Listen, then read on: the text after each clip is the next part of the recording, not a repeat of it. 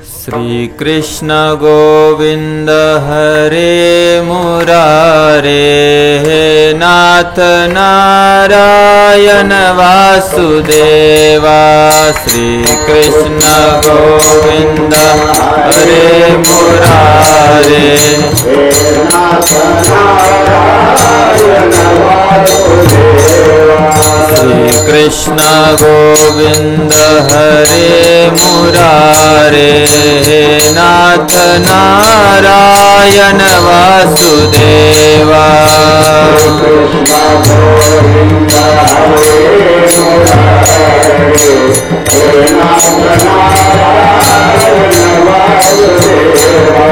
हे नाथ नारायण वासुदेवा, हे नाथ नारायण वासुदेवा।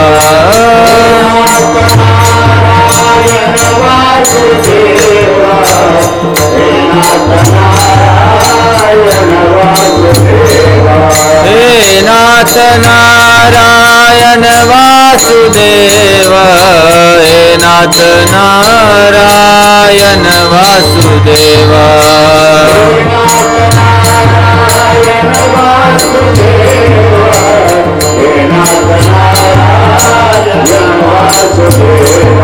श्री कृष्ण गोविंद हरे मुरारे, नाथ नारायण वासुदेवा।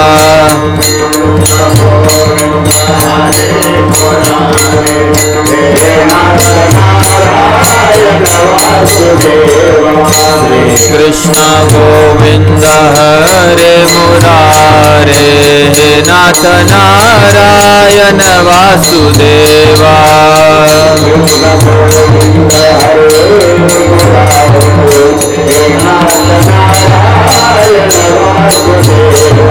हे नाथ नारायण वासुदेवा, हे नाथ नारायण वासुदेवा।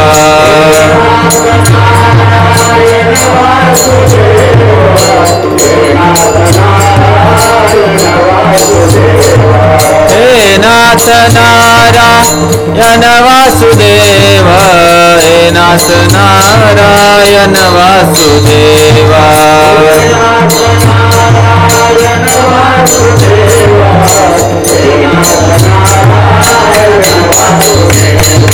श्री कृष्ण गोविंद हरे मुरारे, नाथ नारायण वासुदेवा।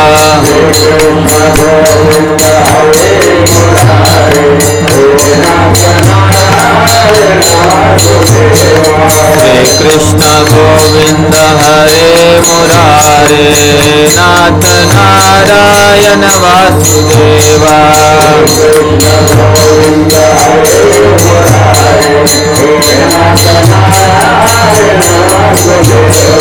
हरे कृष्णा कृष्ण कृष्ण हरे हरे, हरे राम राम राम हरे हरे।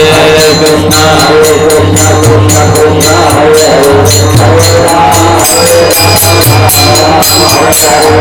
हरे कृष्णा कृष्ण कृष्ण हरे हरे, हरे राम राम राम हरे हरे। हरे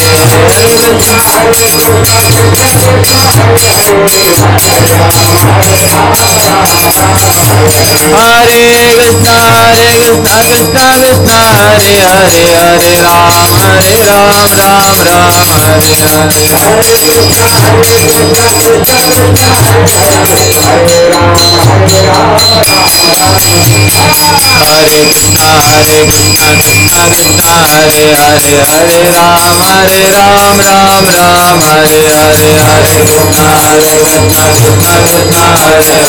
हरे हरे, हरे कृष्णा कृष्ण कृष्ण हरे हरे, हरे राम राम राम हरे हरे। हरे कृष्णा कृष्ण कृष्ण हरे हरे, हरे कृष्णा कृष्ण कृष्ण हरे हरे, हरे Ram Ram Hare Hare.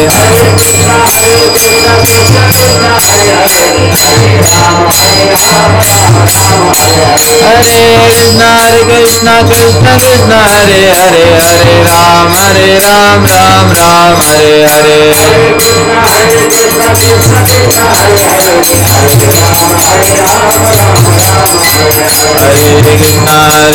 Krishna Hare Hare Hare Ram Ram Ram Hare Hare Hare Krishna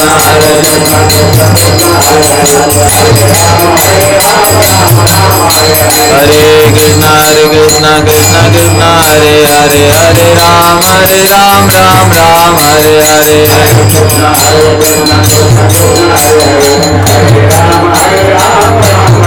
बोला पुंडलिक वर्धन विठ्ठल श्री ज्ञानदेव तुकाराम पंढरनाथ भगवान की महाराज की जय तुकाराम महाराज की कृष्ण भगवान की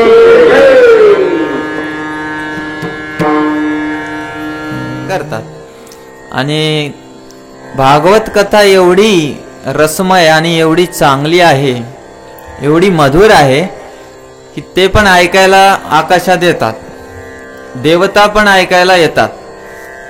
भागवत कथा ज्या ठिकाणी होते, ज्या ठिकाणी रामकथा होते, त्या ठिकाणी साक्षात गरुड हनुमंत पुढे उभे राहते.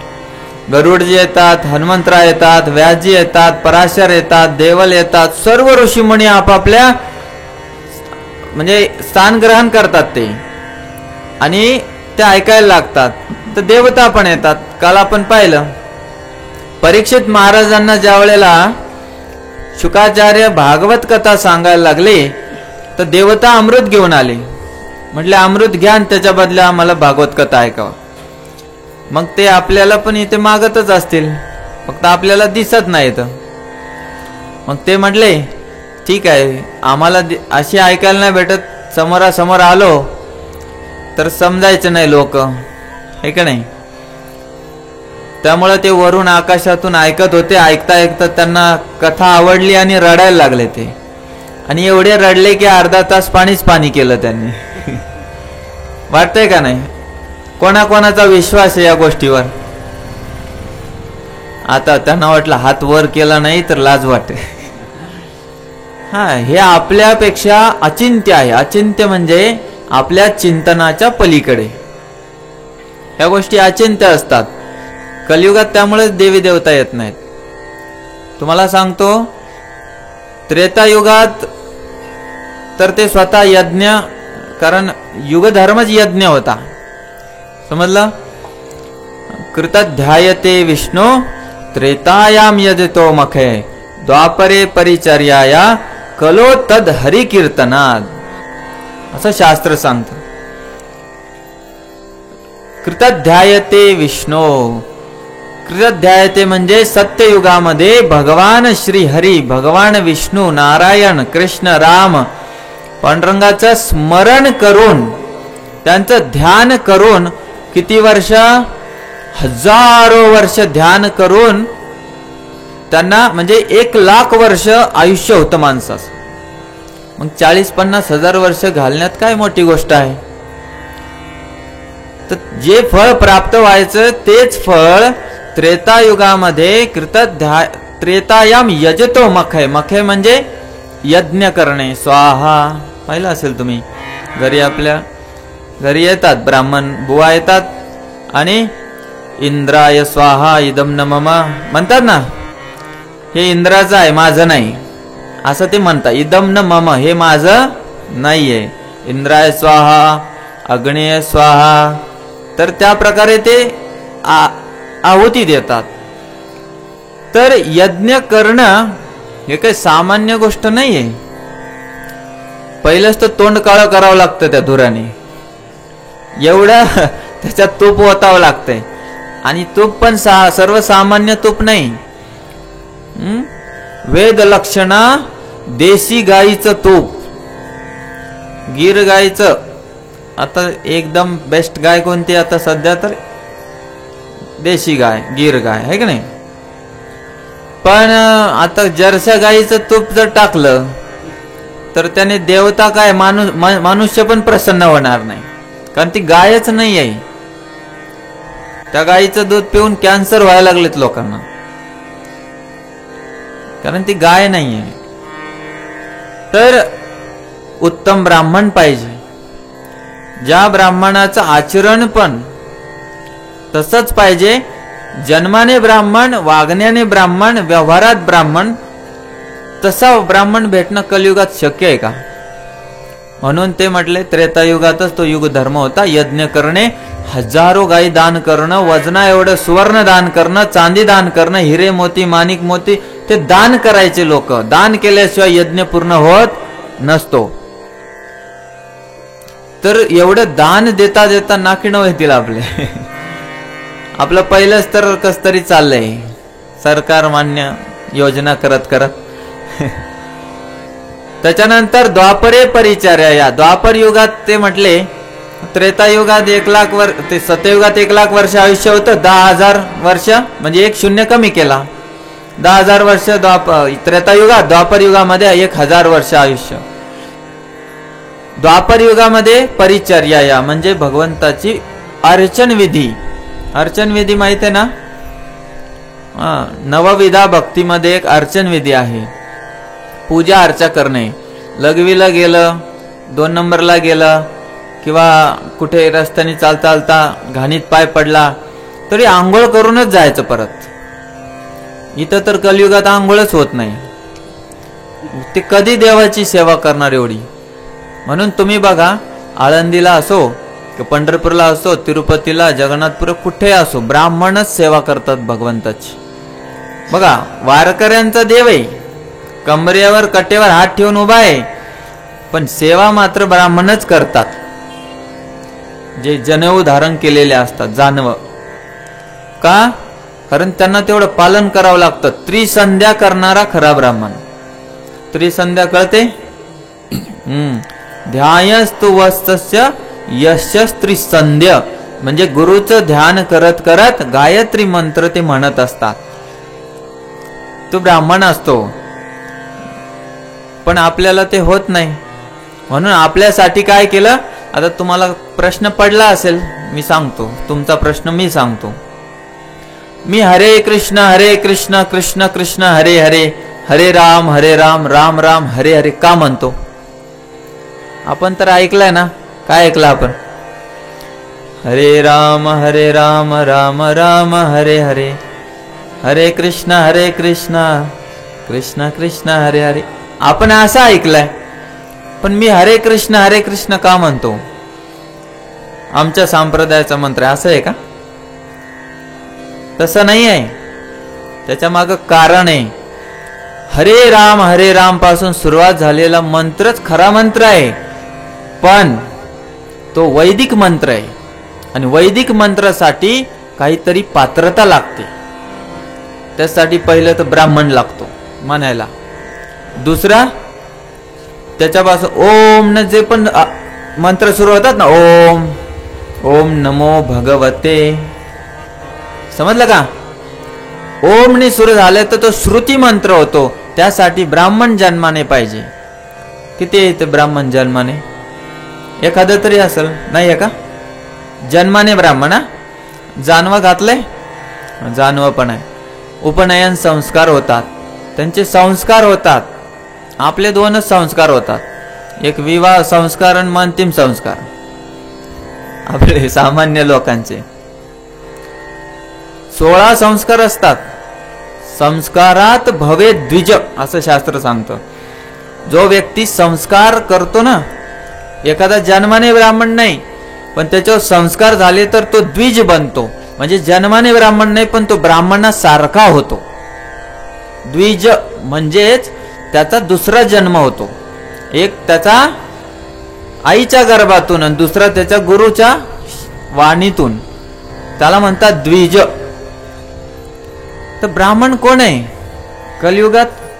कलो शूद्र संभव. काय म्हटलंय? कलो शूद्र संभव. कलियुगात सगळे शूद्र आहेत. आता हे समाजातल्या लोकांना थोडे बुद्धी कमी असते, ते म्हणतात शूद्र म्हणलं मला. शूद्र शब्दाचा अर्थ आहे छोटा. छोटा म्हणजे ज्ञानाने छोटा, अनुभवाने छोटा आणि समाजामध्ये जे वर्ण व्यवस्था आहे त्याच्यामध्ये छोटा. पण याचा अर्थ हा नाही शूद्र म्हणजे ते एकदम खालच्या दर्जाचा नीच असा नाही आहे. समाज शरीर जे आहे ना, समाज शरीर बघा शब्द माझे ध्यान ठेवा. समाज शरीरामध्ये डोकं जे आहे ना ते ब्राह्मण आहे, कांदे हे जे आहे ना हे क्षत्रिय आहेत. म्हणजे ते ज्यांचं कार्य बुद्धीचं काम ब्राह्मणाचं असतं, हाताचं काम असतं रक्षा करणं ते आहे क्षत्रियांचं. आणि वैश्य जे आहे ते पोट आहे, पोट म्हणजे भरण पोषण करणं. आणि पाय असतात ते शूद्राचे असतात म्हणजे काम करणं. ब्राह्मण क्षत्रिय वैश्य यांचा इथे काम करणं, कामगार लोक. तर कोणी म्हणेल हो शूद्र म्हणले आम्ही बाजूला होतो, आता मग शरीर स्थिर राहील का? पाय कापल्यावर राहील स्थिर? नाही राहत. डोकं नसलं तर चालेल. आता आजकाल लोक बोलतात ब्राह्मण नकोय, ब्राह्मणाने हे केलं ते केलं. डोकं नसलं चालेल का? हात कापून टाका चालेल? पोट काढून घ्या. सगळे पाहिजेत. याला म्हणतात वर्णाश्रम पद्धती. तर विषय असा आहे की हरे कृष्ण महामंत्र यासाठी गातो तो पुराणिक मंत्र आहे. कोणता मंत्र आहे तो? पौराणिक ब्रह्मवैवर्त पुराणामध्ये तो येतो. आणि जो हरे राम पासून सुरू होतो तो वेदाचा मंत्र आहे, वैदिक मंत्र आहे. त्यासाठी पात्रता पाहिजे, नाहीतर त्या वेदाच्या मंत्रांचा उलटा परिणाम पण होतो. तुम्ही जर बरोबर नाही म्हणले, जर थोडं चुकलं, भागवताचंच वर्णन आहे म्हणून एकदा शेवटी सांगून जातो. इंद्राने गुरुचा अपमान केला, असुरांनी गुरुची सेवा केली, शक्ती प्राप्त झाली, असुरांनी धावा बोलून टाकला स्वर्गावर, इंद्र आदी देवता पळवून लावले. त्याच्यानंतर ते दरदर भटकू लागले, एका ब्राह्मणाकडे गेले. म्हणजे त्यांना म्हटले यज्ञ करा, कारण यज्ञाद्वारे त्यांना शक्ती प्राप्त होते. पण ते असं आहे की आज मी सांगणार आहे, देव आणि असुर हे भाऊच येतं, चुलत भाऊ येते. एकाच बापाचे दोन मायेचे लेकर, सावत्र भाऊ आहे की नाही. मग त्यांनी काय केलं, एक आवती ओम इंद्राय स्वाहा आणि एक असुराय स्वाहा. तर ते असं करता करता इंद्राला कळालं, त्याने तलवारीने डोकं उडवलं. पुरोहिताचं डोकं उडवणं म्हणजे मोठा पाप आहे. मग त्याचा पोरगा आला, तो म्हणला मी इंद्राला मारणारा शत्रू निर्माण करतो. त्याने यज्ञ केला आणि बोलता बोलता तो इंद्र शत्रू असं म्हणला. म्हणजे त्याचा अर्थ असा झाला, त्याला पाहिजे होतं की इंद्राला मारणारा शत्रू निर्माण व्हा, असा असुर निर्माण व्हा. भागवतात ते वर्णन आहे. त्याचा अर्थ झाला की इंद्राद्वारे मारणारा. कळालं? मग तो वृत्रासुरची कथा आहे. ते म्हणजे उच्चारणाच्या चुकाचा काय परिणाम होतो हे मी तुम्हाला सांगत होतो. म्हणून वैदिक मंत्रांना म्हणताना अभ्यासच लागतो. पण आपण भागवत मार्गी आहे, आपण कर्मकांडी नाहीये, ज्ञान मार्गी नाही आहे. आपण भागवत मार्गी आहे. संत चरण पालन करणारे आपण. संतांनी जे सांगितलं सोप गीता भागवत करीती श्रवण अखंड चिंतन, बस दोनच ग्रंथ अभ्यास करा. झालं तर पहिला करा, त्याच्यातही नाही झालं तर शंकराचार्य म्हणतात पूर्ण श्लोक नाही झाला बाबा 700 श्लोकातला तर अर्धा कर, अर्धा नाही झाला तर त्याचा एक शब्द तरी पाठ कर. एवढं जरी केलं ना तरी तुझा उद्धार होईल. पण दररोज कर. बघा, तर हे आपण भागवत मार्गी आहे आणि त्याच्यातच सर्वात सोपं आहे. काय करायचं नाही, देवाचं नाव घेत राहायचं उठता बसता. आपण ते 2 दिवस झाले ऐकलं. तर मी तुम्हाला सांगता सांगता तिकडे गेलो. तर आपण काल परीक्षित महाराजांचा जन्म पाहिला, शुक्राचार्यांचं आगमन पाहिलं आणि त्याच्यानंतर थोडक्यात सृष्टीचं वर्णन मी तुम्हाला सांगायचा प्रयत्न केला. समजलं नसेल तरी आज थोडक्यात सांगतो. पुरुष कोण माहिती आहे? पुरुष कोण आहे? काय ते एखादं हातवर करा. पुरुष आहे का कोणी? मग काय बाया आहे काय? नाही, मी मुद्दामून गंमत केली. पुरुष आपण नाही आहे, पुरुष एकच आहे. गोविंदम आदि पुरुषम तमहम भजामी, हे ब्रह्माजी म्हणतात. एकमेव पुरुष या जगाचा तो म्हणजे गोविंदम आदि पुरुषम, अद्वैतम अच्युतम अनादि अनंत रूपम आद्यम पुराण पुरुषम नवयौवनम च. समजलं का? वेदेश दुर्लभम दुर्लभ अदुर्लभम आत्म बघतो. काय म्हटलेत? असे एक पुरुष आहेत अद्वैतम, त्यांच्या समान दुसरा कोणी नाही. अच्युतम, ते त्यांच्या पदावरून कधीच पडत नाहीत. आपण तरी पडतो.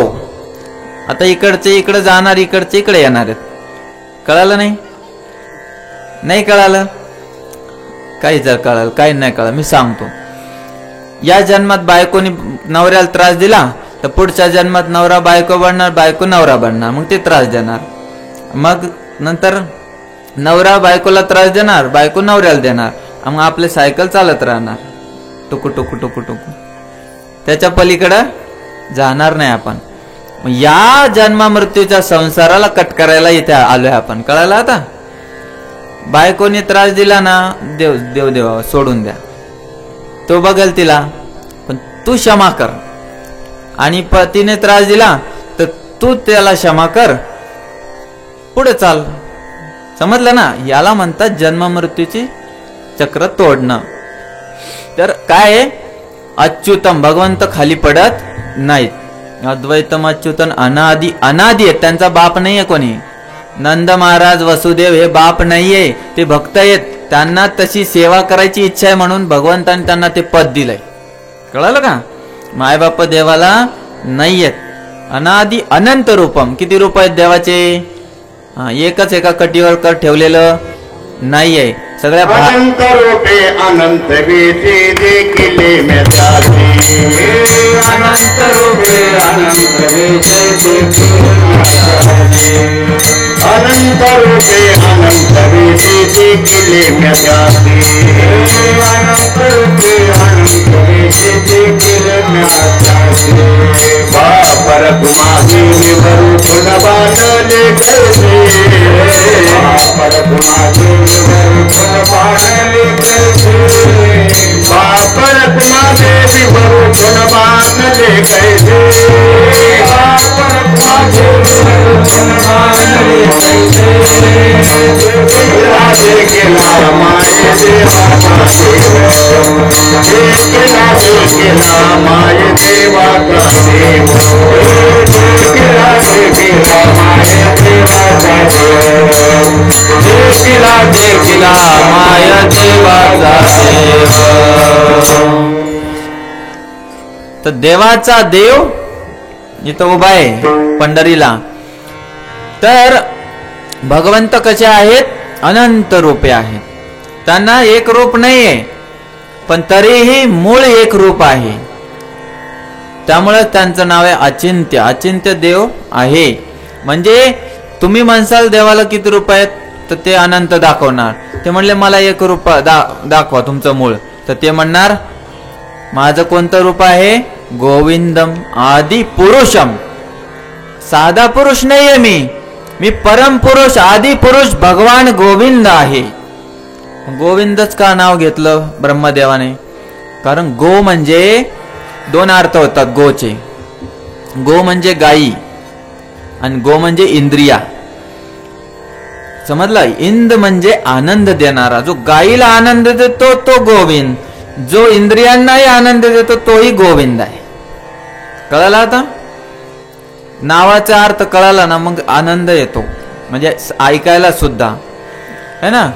तर अशा प्रकारे ब्रह्माजी म्हणतात की आद्यम पुराण पुरुषम नव यौवनमच. ते म्हणले जर पुराण पुरुष आहे म्हणजे लेच म्हातारा झाला असेल मग, कारण नावी गिवी तर तिथं नसतात, आहे का? नावी दाढी करायला, मिशा आलेल्या, तोंडावर सुरकुत्या पडल्या, fair and lovely, fair and handsome लावायला क्रीम ग्रीम नसेल ना त्यांच्याकडं. मग काय लावत असतील बिचारे? नख वाढले असतील, जर शरीर झालं असेल. पुराण म्हणजे फार जुना. तुमच्या गावात फार तर किती हजार नाही 100 वर्षाचं कोणी आहे का? 120 नाही ना. ते तर करोडो अब्जावधी वर्षाचे येतं, म्हणजे त्यांना वयच नाही म्हणलं चालतंय. तर पुराण म्हणल्यावर मग कसं ते एका विदेशी लोकांनी ठरवलं म्हणे आपण ना देवाचं चित्र काढायचं, शास्त्रात जसं दिलंय तसं.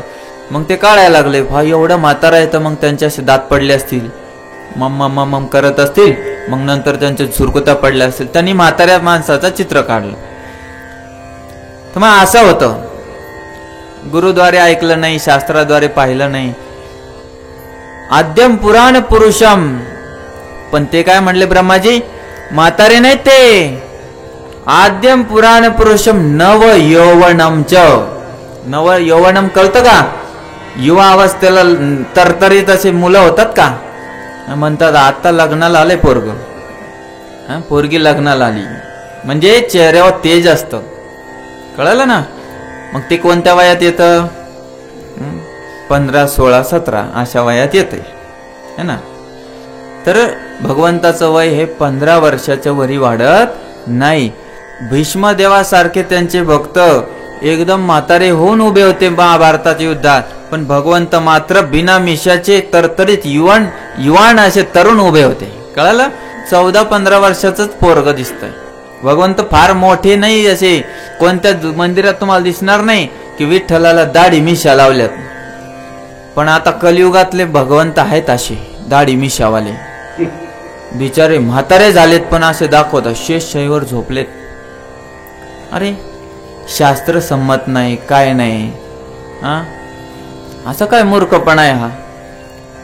मी नेहमी म्हणत असतो, मला कोणाला द्वेष नाहीये, पण मी नेहमी म्हणतो म्हसोबा खंडोबा दगडोबा त्याचा बाप म्हणा की विठोबा. लाज वाटते का बापाचं नाव घ्यायला? हा, म्हसोबा कोण आहे? महिषासूर नावाचा असुर आहे. कळालं आता? वाचून घ्या थोडं शिवकथामृत पुराण. दगडोबा तर हे लोकांनी बनवलेला आहे, कोणता दगडोबा गिवडा नसतो. खंडोबा आहे, त्यांचं वर्णन ब्रह्मांड पुराणात आहे, ते शिवजीचे अंश अवतार आहे. कळालं आता? तर शिवजी सुद्धा राम राम राम राम राम करतात. कळालं ना? ब्रह्मा बोले चतुर्मुखे. कळालं ना? ब्रह्मा बोले चतुर्मुखे कृष्ण कृष्ण हरे हरे. शिव बोले पंचमुखे राम राम हरे हरे. कळालं का आता? हा, 5-5 तोंडांनी शिवजीचं एक तोंड नाही आहे. तर हे समजलं पाहिजे आपल्याला. मी म्हणत नाही, मी पण शिवरात्री करतो, पण उत्तम शिवभक्त आहे मी पण. शिवभक्त आणि वैष्णवात फरक काय माहितीये का? काय फरक आहे? काहीच नाही. तुम्ही म्हणताल कसं काय? तर वैष्णव जसा आहे ना तसा शिवभक्त असतो. फक्त एकच फरक असतो, ते त्रिपुंड्र लावतो आणि हा ऊर्ध्वपुंड्र लावतो. फरक काहीच नाही, नियम सारखेच आहेत. गांजा फुकणारा शिवभक्त नसतो. कळालं? हा, गांजा फुकणारा शिवभक्त नसतो. नरहरी सोनार ऐकलं ना? हा, शिवभक्त होते आणि होते म्हणजे आहे पण, आणि ते हरिभक्त पण झाले. हे माहिती पाहिजे, हे शास्त्र माहिती पाहिजे. गावात असं कसं पण चालतं. विषय हा आहे भगवंत पुराण पुरुषम नवयवनमचे आहेत, पण पुढं काय म्हणतात? एवढं महान व्यक्तिमत्व कसं काय प्राप्त होईल आपल्याला? तर ब्रह्माजी म्हणतात वेदेशु अदुर्लभ. वेदाला सुद्धा नेती म्हणता वेद. अरे याला प्राप्त करणं सोपं नाहीये, पण वेदेशु दुर्लभ सुदुर्लभ अदुर्लभ आत्मा भक्तो. म्हणजे भक्तांना एवढे सुदुर्लभ आहेत. वेदेशु दुर्लभ सुदुर्लभ आत्मा भक्तो. त्यांच्या प्रिय भक्तांना भगवंत सहज प्राप्त होतो. कळालं? म्हणजे देव एवढा सहज आहे. पण काय बनावं लागेल? भक्त बनावं लागेल. भक्त नाही बनला तर मग तो अभक्त राहणार. 2च कॅटेगरी आहे ना, 2च वर्ग आहेत. एक तर भक्त नाही तर अभक्त.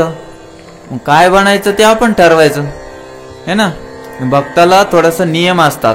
मी अगोदर काल परवा सांगितले की कंठीमाळ घालणं, एकादशी करणं, पंढरीला जाणं, भक्ताचा सत्संग करणं, धामात जाणं, हे भागवत धर्मीयांचे साधे साधे मार्ग आहेत. एवढं केलं तरी जयरामजी की तुळशी वगैरे सेवा करणार.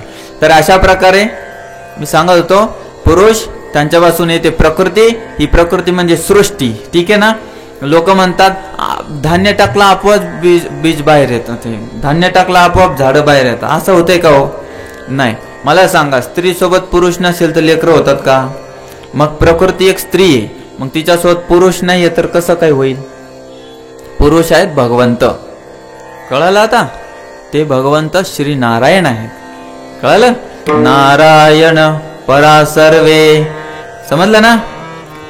नारायण परा सर्वे, सर्वांचे परम. बाकी ईश्वर आहेत, हे परमेश्वर आहेत. बाकी आत्मे आहेत, ते परमात्मा आहेत. आणि बाकी सर्व जीव आहेत, ते भगवंत आहेत. फरक आहे आपल्यामध्ये, त्यांच्यात भरपूर फरक आहे. म्हणून मला त्या गोष्टीचा राग येतो. मी पहिल्या दिवशी म्हणलो ना की एक मला म्हणे विठ्ठल बनायचं, म्हणलं दांडूकच घेतो आता. मला लय राग येतो. काय माहिती कसा येतो, माझं काही असेल कनेक्शन बिचार. त्यामुळं पंढरीत सोडून काय आवडत नाही ना. तो विषय असा आहे. आणि तुकाराम महाराजाला पण राग येतो ना. मलाच काय राग येतो, त्यांना पण राग येतो. तर ते एक अभंग माझ्या तोंडापुढे येत होता की अनेकांची स्तुती आम्हा ब्रह्मा हत्या एका वाचुनिया पांडुरंगा. बरोबर. पांडुरंगाची स्तुती सोडून आम्हाला सगळ्या बाकीच्यांच्या स्तुती म्हणजे ब्रह्महत्ये समान आहे. महापातक काल सांगितलं ना मी. ब्रह्महत्या, ब्राह्मणाची हत्या करण्यासमान आहे. याचा अर्थ हा नाही की मग ते दुसरीकडे जात नाही, जायचं असतं. पण त्यांना बघा, घरात नवी नवरी आली ना तर ती काय करत असते, तिचं कर्तव्य एकच असतं. आजकालच्या पोरींना पण मी सांगतोय, ऐकाल तर माहिती नाही. घरामध्ये आलं ना तर प्रेम फक्त एकाच व्यक्तीशी करायचं, पतीशी. आणि सगळ्यांचा आदर करायचा. सासू सासरे त्यांचा आदर करायचा. त्यांच्याशी प्रेम नसतं करायचं. प्रेमात समर्पण असतंय, आदरामध्ये सेवाभाव असतो फक्त. कळालं फरक? हा, पूर्णतः समर्पण असतं ते प्रेमात असतं. सेवाभावात आवश्यक तेवढं समर्पण असतं. असं चाललं ना सर्व ठीक होतं. तसंच भगवंताशी प्रेम करायचंय, बाकीच्यांचा आदर करायचा, तिरस्कार कोणाचाच करायचा नाही. ते तर आसुरी स्वभाव झाला ना. हो, मी फक्त विठ्ठल भक्त आहे, बाकी मी कोणाला मानत नाही. मग तुम्ही मानत नाही तर तुम्हाला कोण मानणार आहे की नाही? आदर करायचा सर्वांचा. तर असू द्या, भागवत हे निर्मत्सर लोकांचं आहे. तुम्ही भागवत ऐकायला आलात तर समजून घ्या, तुमच्या हृदयातला द्वेष गेलेला आहे नाहीतर जाणार आहे. दोनच वर्ग असू शकतात इथे. द्वेष गेलेला आहे किंवा जाणार आहे. म्हणून इथे म्हटलं धर्म प्रोचित कैतवोत्र परमो निर्मत्सराणाम सताम. कैतव धर्मात धर्माचं स्थान नाही बर का. भागवतामध्ये कैतव धर्म म्हणजे काय माहितीये? ढोंगी लोकांचं, जे मनमानी करून सांगतील ना तसं टीका नाही करतायत भागवतावर. बघा तुम्ही, भागवतावर फार कमी लोकांच्या टीका आहेत. आणि गीतेवर भूत आलाय. राजकारणी लिहितो, डॉक्टर लिहितो, रस्त्याने चालणारा भंगी लिहितो, काय असेल ते भंकस लोक कोणी लिहितं उठलं सुटलं गीतेवर. आजकाल एक बाबा फेमस आहे हरियाणा मधला. मी यात्रा घेऊन गेलतो ना, त्यावेळेला मी नेमकं लोकांना सांगितलं की असं असतं बरं का. ते लोक ना गीता भागवताचं उलट करून शिकवतात तुम्हाला. ते म्हणते कबीर भगवान आहे, ब्रह्मा विष्णू महेश पेक्षा वर आहे म्हणे ते. आणि नेमकं ते गाडीत बसायचं, त्यांचा तो फॉलोअर आला म्हणे मी तुम्हाला परमात्मा दर्शन घडवतो. मी म्हणलं कसं घडवणार, कोण आहे गुरुजी? ते म्हणे आमचे गुरुजी आहेत XYZ पाल आहेत म्हणे. म्हणलं जयरामजी की तुम्ही तिकडेच व्हा, आमच्या घरात भरपूर पाली येतात. एवढे विचित्र स्वभाव आहे, आसुरी स्वभाव. तर असं नसलं पाहिजे. भगवंत एकच आहेत आणि ते कोणाला माहित आहेत? मी कालच सांगितलं, ब्रह्माजीला माहित आहे, शिवजीला माहित आहे, नारदाला माहित आहे, व्यासांना माहित आहे. आणि त्यानंतर जे साधू संत आपले सांगायला लागले ना एवढं, बाप रखुमा देवी वरू, कशाला झंझट घालायची, या दाढीवाल्याला मानू का या शेंडीवाल्याला मानू. तर पुरुष आहे, प्रकृती आहे, महत्त्वावर ज्यावेळेस भगवंत दृष्टिक्षेप टाकतात, विष्णू रूपात प्रकट हो ना, मूळ विष्णू नाही, मूळ गोविंदच आहेत. बघा, राष्ट्रपती देशाचा पहिला नागरिक मानतात, पण त्या राष्ट्रपतीचं काम कोण करतं मैदानावर सांगा बरं. दुसऱ्या देशात भेट घेणं, नंतर मुख्य पक्ष चालवणं, हे कोण करतं? पंतप्रधान. राष्ट्रपती सारखीच ताकद असते, पण मूळ आदर मात्र राष्ट्रपतीचाच असतो पंतप्रधानाच्या आधी. आणि तुम्हाला सांगतो 350+ मला वाटतं मागे पाहिलं होतं, 365 करोड रुपये वर्षाचा खर्च असतो पंतप्रधानाचा. ते स्वतःचं विमान असतं, त्यांची राहण्याची सगळी सोय, ते जेल सिक्युरिटी वगैरे सगळं. आणि राष्ट्रपतीचं तेवढं नसतं, कारण त्यांना जास्त फिरायचं काम नाही. तसंच भगवान श्री गोविंद हरी पांडुरंग त्यांनी काय केलं, या सृष्टीचं कार्य चालवण्यासाठी स्वतःचा विस्तार महाविष्णूच्या रूपात केलेला आहे.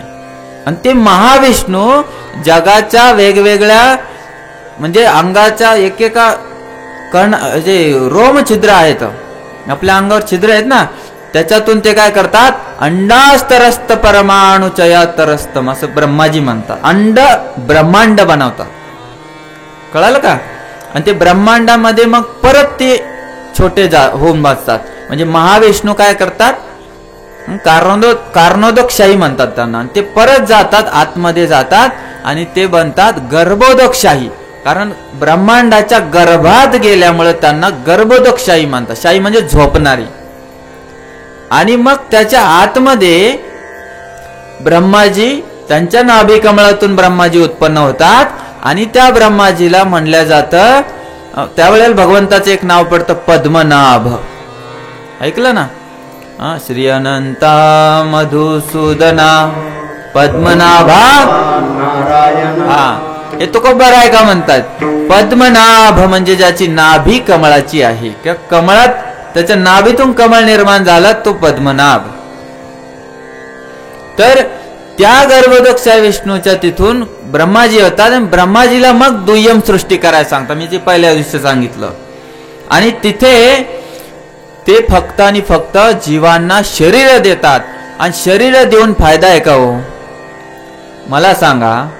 मेल्यानंतर फरक असतो ना, जिवंत माणसात आणि मेलेल्या माणसात फरक असतो का नाही? काय फरक असतो? एक बोलतंय, एक गपचूप झोपलेला आहे. एक जर मला सांगा, मेलेला माणूस इच्छा करू शकतो, रडू शकतो, राग करू शकतो? काहीच नाही, हालचाल होत नाही. का? जिवंत करू शकतो, सगळं तर सारखंच आहे. माय मेला माय, मेला माय, गेला माय, पोय खाता खाता मेला माय.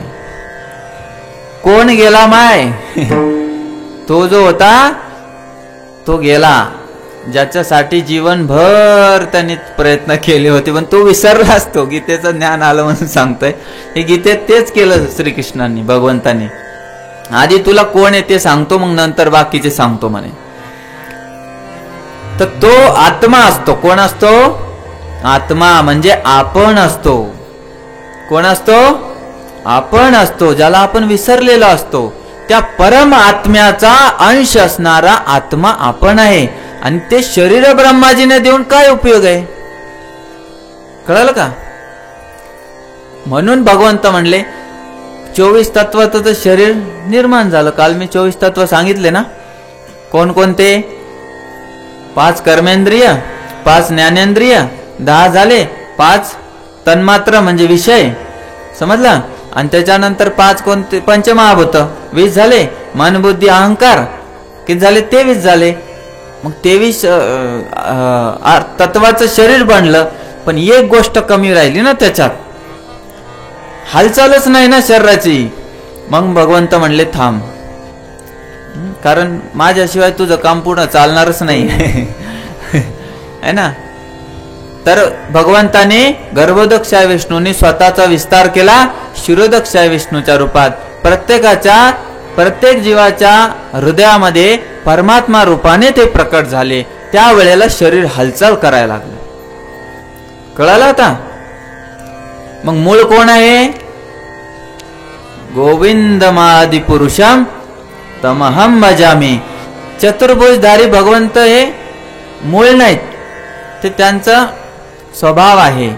म्हणून तुम्हाला जर समजायचं असेल 10व्या स्कंदात तुम्ही पाहिलं असं, अक्रूरजी ज्यावेळेस कृष्णाला घेऊन जातात ना, पाहिलं? कृष्ण बलरामांना रथावर घेऊन जाता मध्येच यमुने स्नान करतात. ते यमुने स्नान करताना अक्रूरजी डुबकी मारतात, खाली बघतात की अरे शेषशयीवर कृष्ण झोपलेत. कृष्ण तर रथावर होते ना. ते म्हणले मी आता संध्या करून येतो. संध्या मी सांगितलं ना. तर ते शेषशयीवर कृष्ण झोपलेत आणि बलरामजी म्हणजे अनंत शेष. कळालं? बलराम. मग हे दोघं इथं पाण्यात कसे आले? ते डुबकी बाहेर येऊन बघतात तर रथावर ते दोघं उभे आहेत.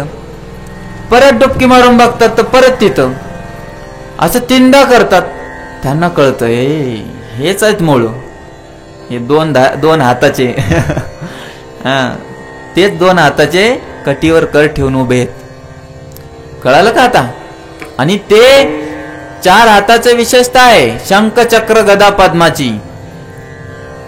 सांगतो, शंख आणि पद्म हे फक्त भक्तासाठी आहेत, आणि चक्रन गदा दे धडाका असुरांसाठी आहे.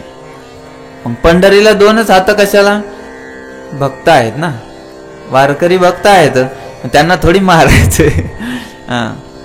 ज्या वेळेला नाटक करेल कोणी मग ते होतात 4 हाताचे. कळालं का? हे समजलं पाहिजे. तर भगवंत जे आहेत मूळ गोविंदच आहेत, पण ते ज्या वेळेला मैदानावर कार्य करायचं काम येतं, ऑफिसमध्ये जायचं काम येतं सूटबूट घालून, त्यावेळेला ते विष्णू बनतात.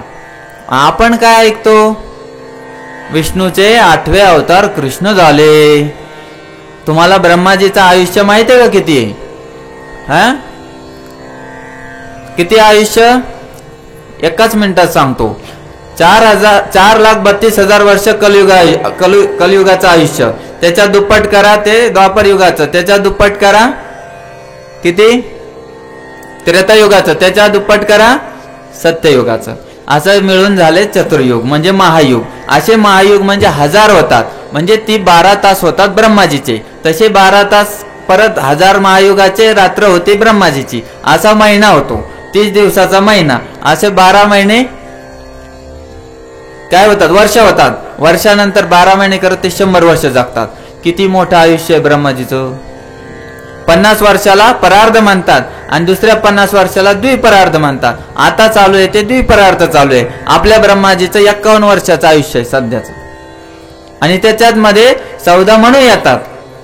कळालं?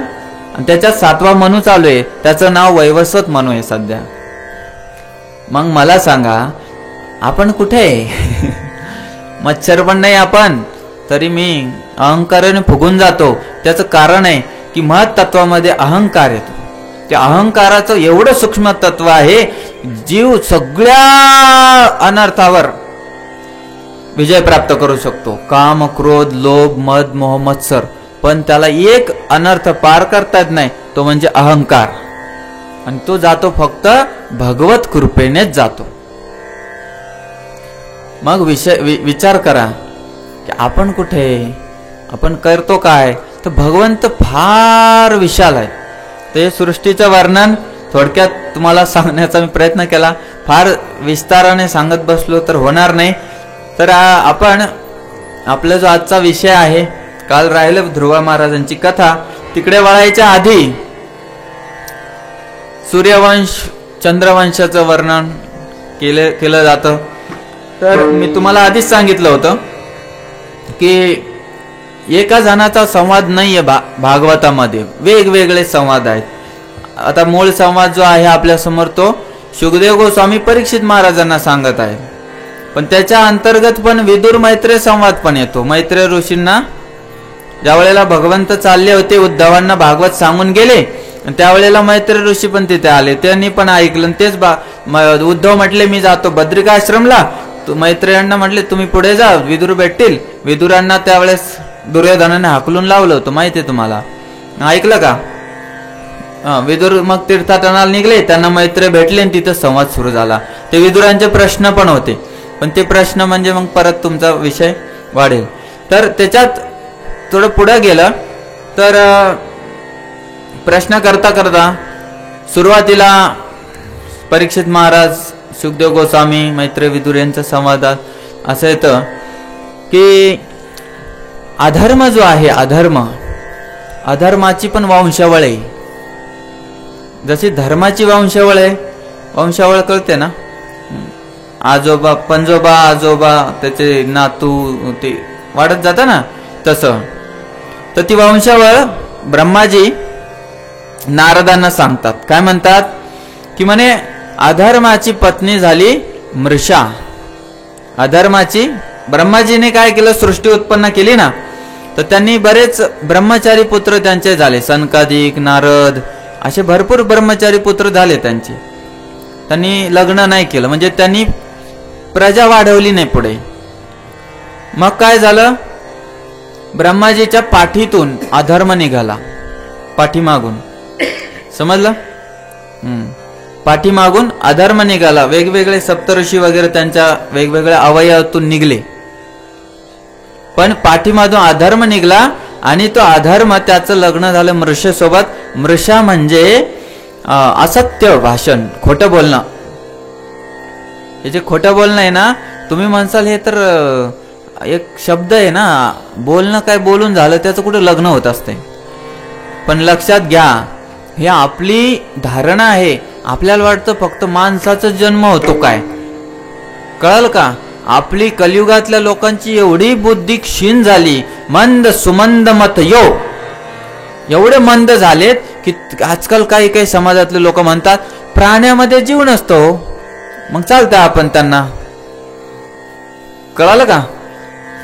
अरे जीव कसा नसतो, तुझ्या गळ्यावर चाकू धरून बघ बरं, मग कळते जीव आहे का नाही. तर त्याच्या गळ्यावर ठेवल्यावर ती ओरडते का नाही? साधी गोष्ट आहे हो. तर हे असत्य पण एक व्यक्तिरूप आहे, कळालं का? जसं कलियुग आता युग चालू आहे, तसंच कलीचं एक व्यक्तिरूप आलं होतं परीक्षित महाराजांच्या पुढं. तसंच प्रत्येक, जसं नद्यांचं पण व्यक्तिरूप आहे, समजलं? जसं चंद्रभागा, शरयू, यमुना, गंगा, सरस्वती हे व्यक्तिरूप प्रकट होतात. तर तसं असत्य ही एक व्यक्तिरूप कन्या आहे, जिचं लग्न अधर्माशी झालं आणि मग त्यांना 2 बाळं झाली.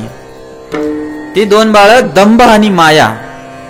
माया म्हणजे साध्या साध्या व्याख्येत सांगतो, माया म्हणजे जे नाही ते असण्यासारखं वाटणं म्हणजे माया, कळालं? संसारात सुख आहे असं वाटतं, पण ते सुख नाहीये, ते मृगजळासारखं आहे.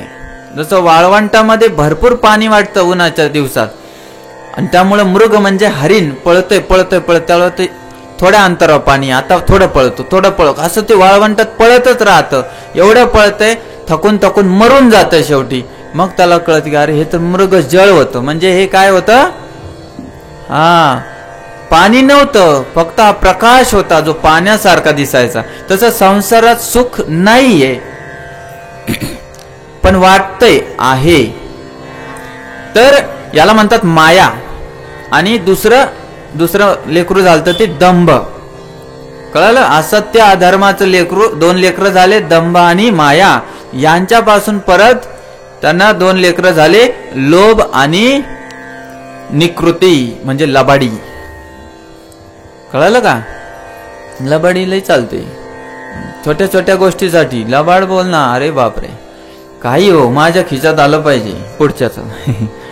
तर लोभामुळेच सगळं सुरू होतं. लोभ पापस्य कारणम, शास्त्रात म्हटलंय, पापाचं कारण लोभ आहे. तर या लोभ आणि लबाडी म्हणजे निकृतीपासून 2 लेकरं जन्माला आले, क्रोध आणि हिंसा. आणि त्या दोघांपासून जन्माला आले कलह आणि दुरुक्ती. दुरुक्ती म्हणजे अपशब्द, दुरुक्ती, उक्ती म्हणजे बोलणे, दूर म्हणजे वाईट बोलणे, चांगलं न बोलणे. तर कलह म्हणजेच भांडण, तर ही दुरुक्ती ही कन्या होती. आणि कलह म्हणजे भांडण आणि अपशब्द हे जन्माला आले. आणि त्याच्यापासून मग 2 लेकरं जन्माला आले. ते लेकरं आहेत यातना म्हणजे कष्ट. याच्यापासून कष्टच होतात ना. कशापासून काय होणार ते स्पष्ट आहे. यातना आणि निरय म्हणजे शेवटी नरक हे जन्माला आले. आणि अशा प्रकारे अधर्माची वंशावळ सांगून झाल्यावर धर्माची वंशावळ सांगायला लागतात. ब्रह्माजी म्हणतात की ब्रह्माजीने विचार केला की अरे हे सगळे ब्रह्मचारी बनायला लागले लेकर पुढे प्रजा कशी वाढायची. मग त्यांनी मनूचा जन्म केला. स्वयंभू मनूचा जन्म झाला. स्वयंभू मनू कोण आहेत बघा. आपण कोण आहोत. आपण मनुष्य आहोत. कोण आहोत. शाळेत शिकवतात म्हणे आम्ही माकडापासून आलो. पण आमचं नाव तर मनुष्य आहे. म्हणजे आम्ही मनू नावाच्या प्रजापतीपासून आलो. आम्ही माकड तर नाही आहे. माकडापासून आलो तर काही वेगळं नाव यायला पाहिजे होतं ना. नाही या. मग काय झालं मनुष्यापासून. म्हणून मनुसंहिता नावाचा एक ग्रंथ आहे. मनुसंहिता की मनुष्याने समाजात राहताना कसं राहिलं पाहिजे, कशाला कशा प्रकारचा दंड मिळेल, एकदम कडक आहे. हे मनुसंहितेत आहे. तर म्हणून तो लिहिलेला आहे. आता मला सांगा बाप लिहीन ना. बाप पोराने कसं कारभार चालवायचा बाप सांगतो ना. शिकवतो नाही तर लिहून ठेवतो. तसं जर मनुष्याने कसं वागायचं याचं ज्ञान जर बाप मनू देणार नाही मग कोण देईल. म्हणून त्यांनी स्वतः मनुसंहिता. संहिता म्हणजे त्यांचे विचार. कळलं. मग मैत्रेय विदुरांच्या संवादात हे धर्माचं सुरू झालं. त्याच्यात ते सांगायला लागले स्वयंभू मनूचा जन्म झाला. म्हणजे ब्रह्मदेवाचा जन्म कोणी केला.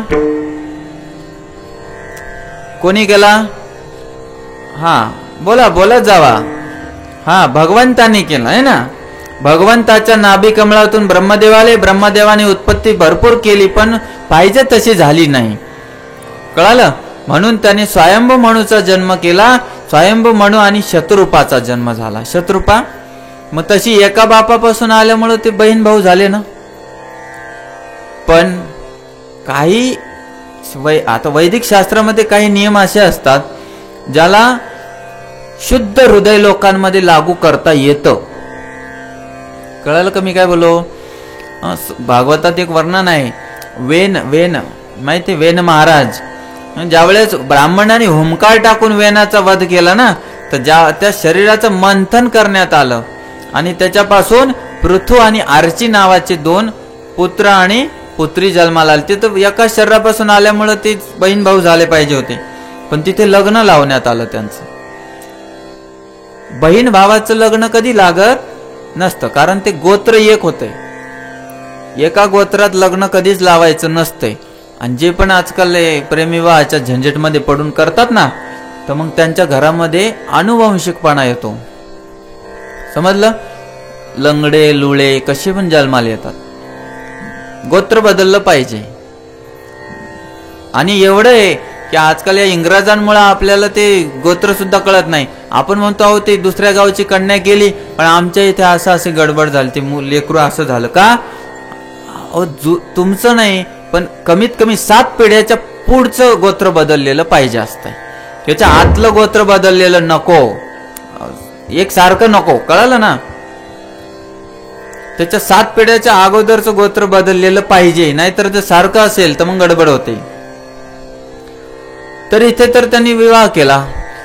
तर गरज होती, आवश्यकता होती. आणि दुसरा विषय ब्रह्माजी आहेत ना. त्यांना पाहिजे तसं ते शरीर त्यांनी दिलं.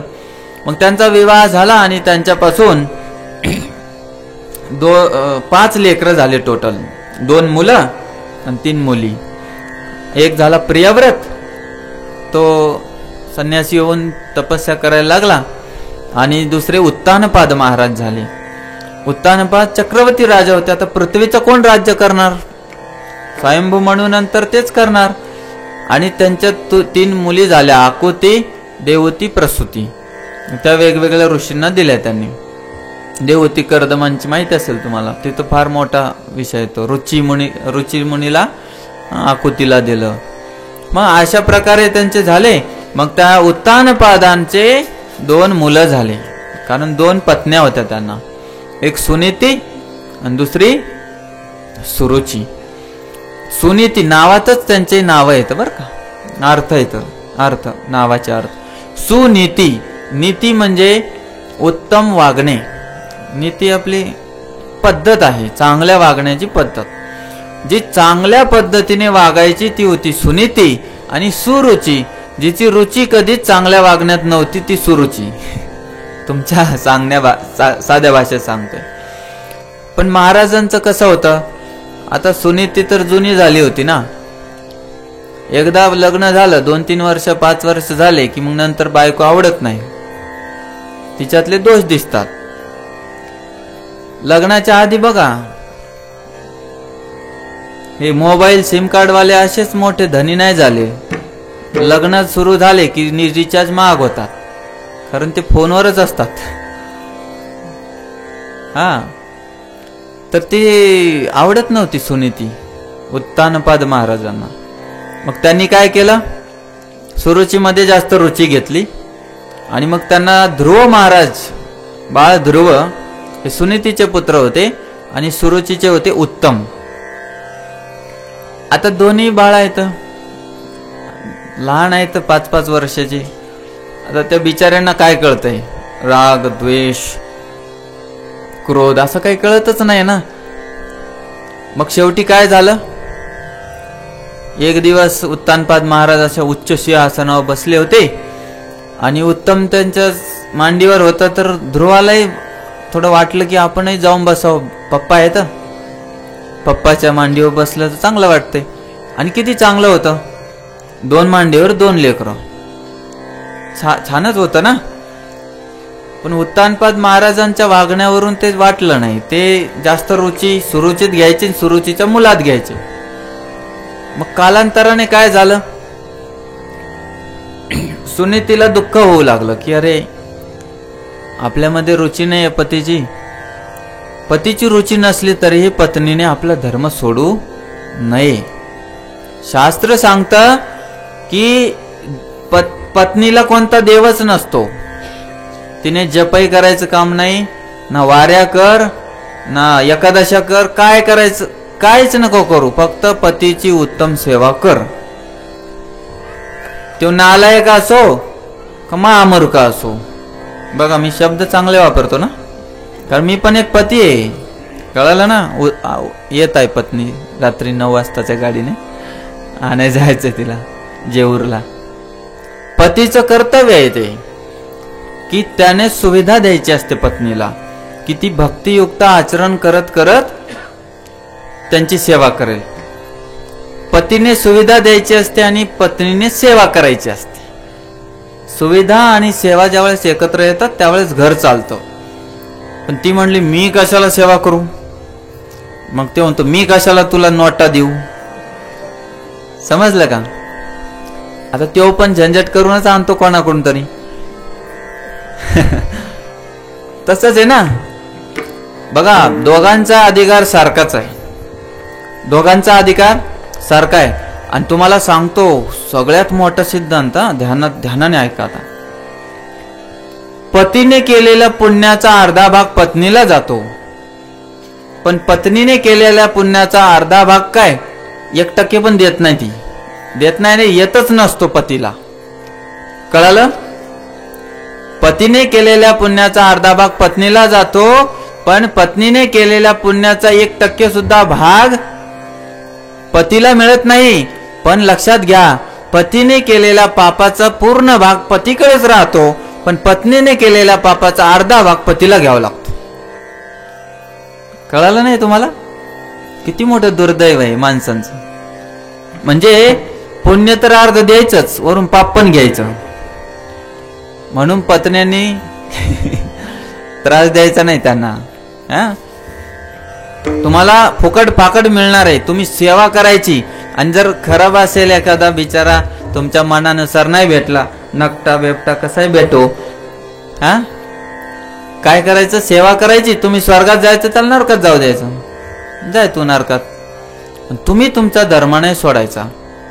कारण स्त्रीला फार मोठं स्थान आहे बरं का, सर्वसामान्य नाही. जननी म्हटलंय तिला, जननी. गुरुचं स्थान पण दिलंय. हे जरी देव असले पण ती देवी आहे, देवी. मग आपण देवी शब्दाचा फायदा नाही घ्यायचा. आणि पुरुषांनी पण म्हणायला पुरुष, आपण पुरुषांनी पुरुषासारखं नाही वागायचं. कसं वागायचं? सेवकासारखं, की बाबा ही पत्नी मला पांडुरंगाच्या कृपेने भेटली आहे, मला परमार्थाची प्राप्ती करण्यासाठी, ती मदत करण्यासाठी आली आहे. आणि तिने विचार करायचा की तो पांडुरंगच साक्षात माझ्यासाठी इथं आलेला आहे. कळालं? आणि जर दोघं चांगले असले तर मग दोघांनी जायचं पंढरीला. चल ग सखेच असू द्या. हा, किती चांगलं आहे. वारीचं वातावरण आत्ताच झालंय ना. असं जायचं. आणि पतीचं कर्तव्य आहे की त्याने पत्नीला अधर्माच्या मार्गावर लागू द्यायचं नाही. आणि पत्नीचं कर्तव्य पतीला अधर्माच्या मार्गावर जाऊ द्यायचं नाही. व्याख्या सांगून देतो. पती म्हणजेच पाती इति पती. कळलं? पाती जो एक धातू आहे, म्हणजे जो रक्षण करतो पत्नीचं त्याला म्हणतात पती. कळालं? आणि जो रक्षण करत नाही, जो आपलं कर्तव्य विसरला, त्याला म्हणतात पतित. कळालं का? आणि पत्नी पतनात त्रायते इति पत्नी.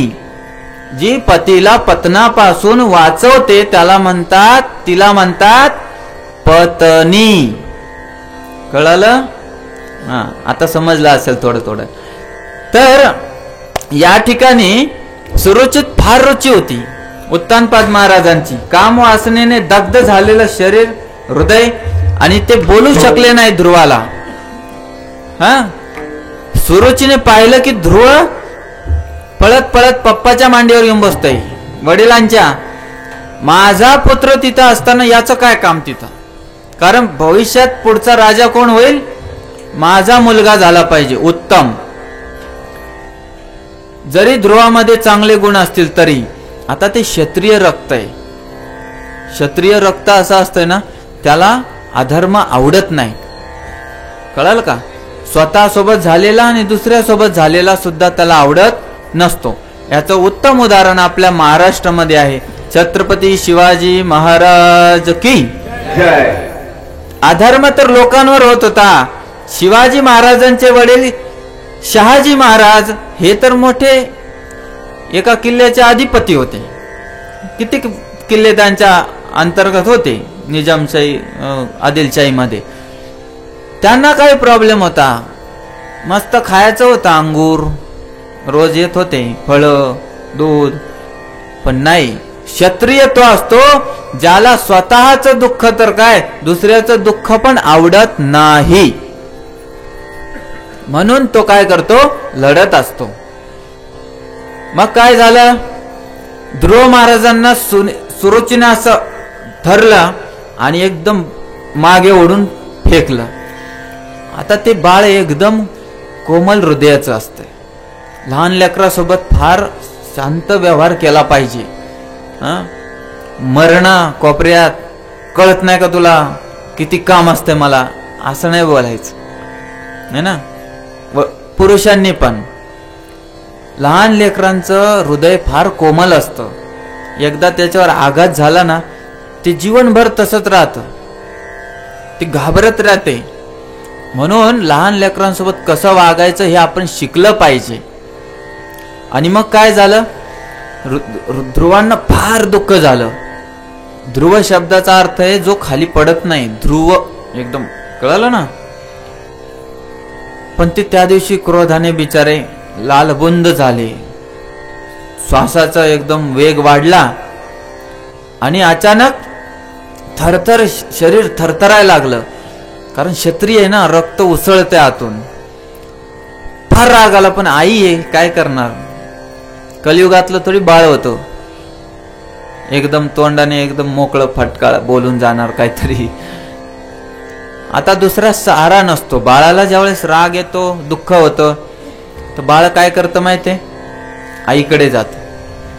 तर सुनीती आपल्या विश्रामगृहामध्ये कक्षात बसली होती आणि तिच्याकडे गेलं आणि तिथे जाऊन फार फार म्हणजे असं डोळ्यातून अश्रू वाहत होते, अंग कापत होतं. आणि मग ध्रुवण आता दासीने तर आधीच समाचार दिला होता, बातमी सांगितली होती की असं असं घडलंय दरबारामध्ये. तर सुनीती, तिला तर पहिलंच दुःख होतं की पती आपल्याला प्रेम करत नाही, आणि वरून तिला दुःख झाले की माझ्या मुलाचा अपमान भर दरबारात झालेला आहे. आणि ते दरबार काही साधा सुद्धा नव्हता, 4-5 गावाचा, अख्ख्या पृथ्वीचे सम्राट होते उत्तानपाद महाराज. मग त्यावेळेला तरी धैर्य धारण करून तिने उत्तम संस्कार केले ध्रुवावर. काय म्हणते की बाळा, आईचा द्वेष केला नाही पाहिजे. जरी ती सावत्र आई आहे तरी तू द्वेष करू नको, कारण द्वेषाने आपल्या स्वतःचीच हानी होते, दुसऱ्याची हानी होत नाही. आपण दुसऱ्याचा पाय वडायला जातो, पण खाली वडायचा असतो ना, मग खाली वडण्यासाठी गड्डा करावा लागेल, मग गड्ड्यात जाऊनच पाय वडावं लागेल ना. आणि मग आधी गड्ड्यात तू जातो, कशाला जातो, तू जाऊ नको आणि त्यालाही घालू नको. तर द्वेषाने स्वतःची हानी होते, तर द्वेष करू नको. आणि तुला काय पाहिजे, तर सिंहासनावरच बसायची इच्छा आहे ना, तर ते नश्वर आहे, पण तरी तुला इच्छा आहे ना, तर तू त्या भगवंताच्या चरण कमळाचा आश्रय घे, जे तुला हजारो आईंचं प्रेम देतील आणि तुझ्या आजोबापेक्षाही मोठं स्थान देतील म्हणे. आजोबा कोण होते, हा ध्रुव महाराजांचे आजोबा कोण होते, स्वयंभू म्हणू. आता सांगितलं ना मी, देवाने ब्रह्माजीला निर्माण केलं, ब्रह्माजीने स्वयंभू म्हणूला केलं, स्वयंभू म्हणूने उत्तानपाद महाराजांना केलं, आणि उत्तानपाद महाराजांचा तो पुत्र होता ध्रुव. तर तुला त्यांच्यापेक्षाही मोठं, जे तुझे आजोबा यज्ञ करण्यासाठी ज्यांच्या माग पुढे फिरतात, स्वयंभू म्हणू ज्यांच्या माग पुढे फिरतात यज्ञ करायला, ज्यांचा यज्ञ केला जातो, त्या भगवंताला, यज्ञ स्वरूप भगवंताला तू आपलं कर, तुला सगळं मिळून जाईल. अशी शिकवण द्यायची असते आईने.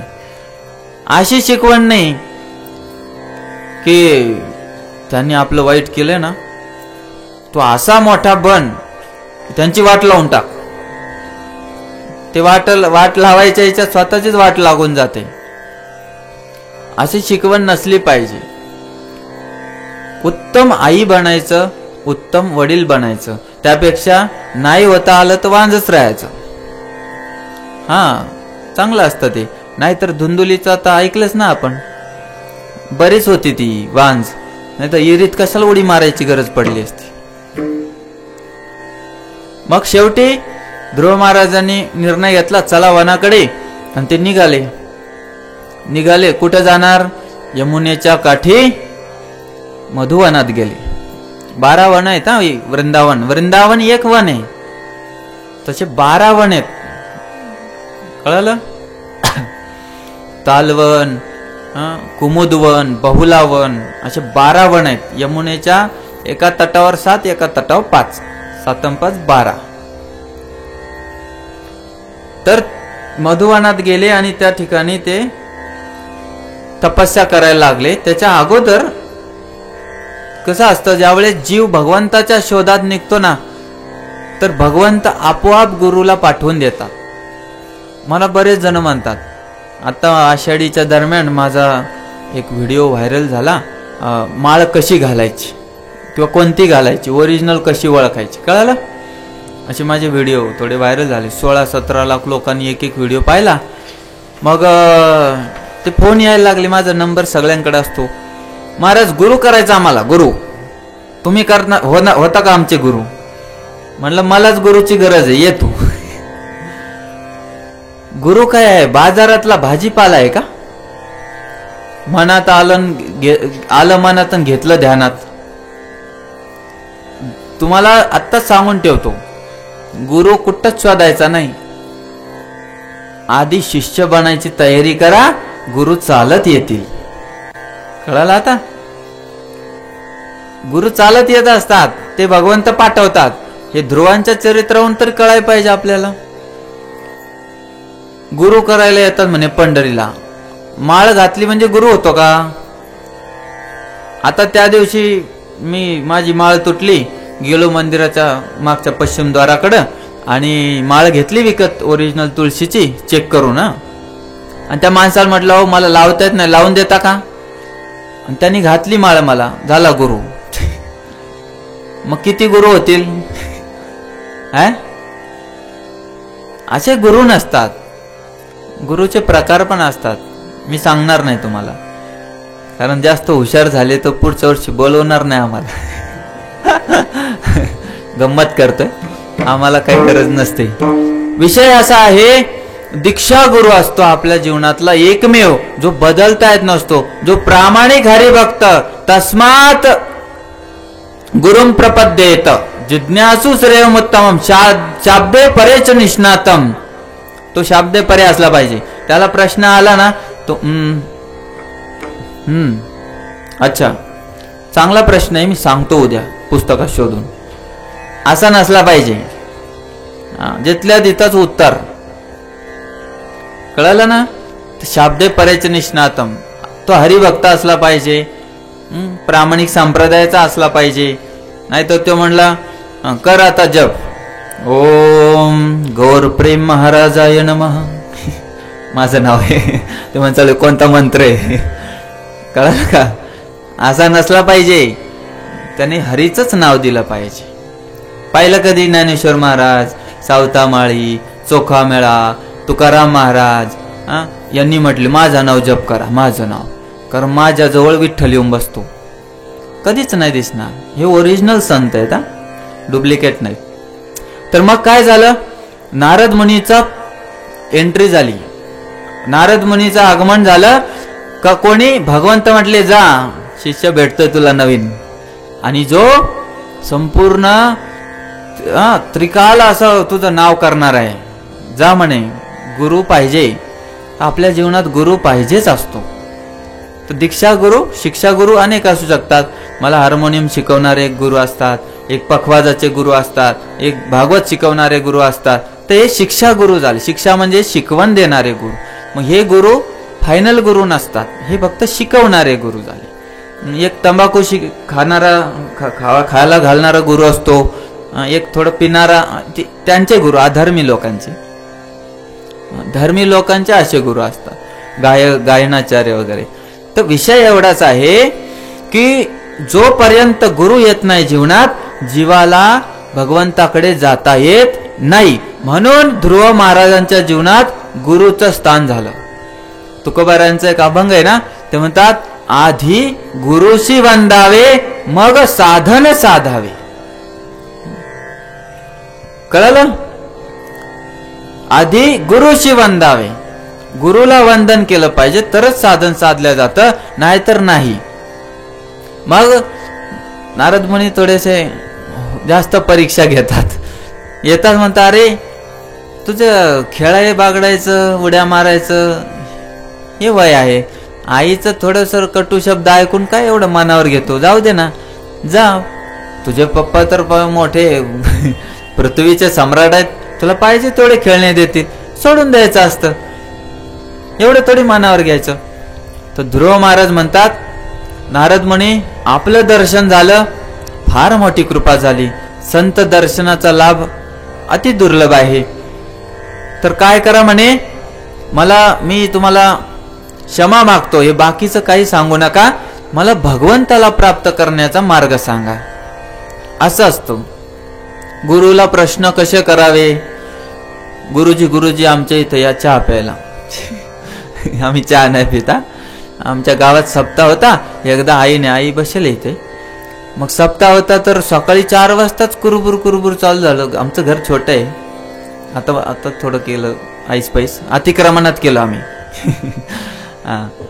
मग ते म्हटलं काय चालू झालं, ब्लँकेटमध्ये आवाज यायला 3-4लाच.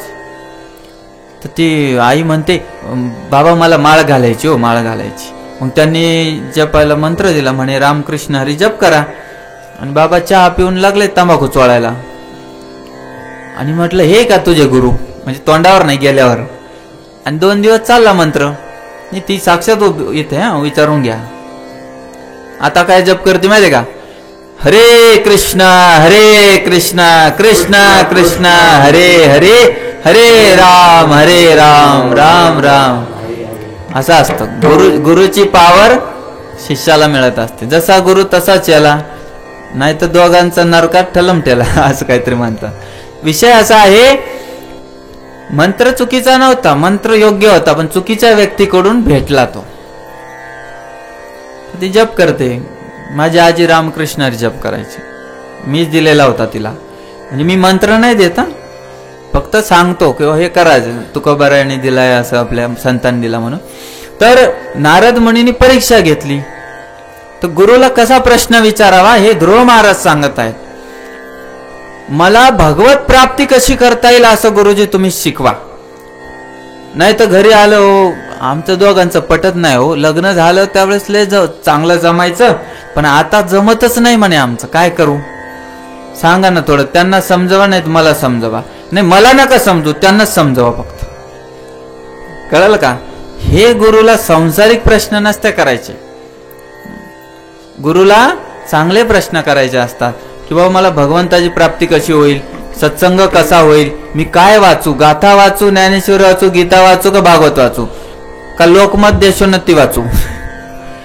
कळलं का. ते कलिपुराण आहे, हे भागवत पुराण आहे. कलियुगाचं कलिपुराण. तो विषय त्यांनी फार सुंदर रीतीने विचारला प्रश्न. नारद मुनी प्रसन्न झाले.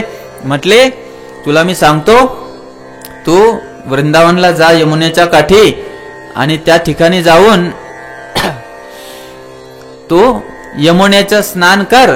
दररोज स्नान करायचं, भगवंताची एक मूर्ती बनव, तिथं रोज फळं अर्पण करायचे, आणि तुझा उपवास पण करायचा, आवश्यक तेवढंच खायचं, आणि दररोज ओम नमो भगवते वासुदेवाय असा मंत्र जप करायचा.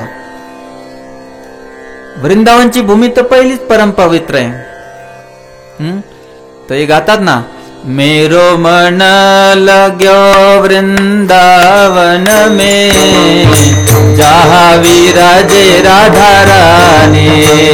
मेरो मन लाग्यो वृंदावन में, जहाँ विराजे राधा रानी. म्हणा लाग्यो वृंदावन में, जहाँ विराजे राधा रानी. वृंदावन में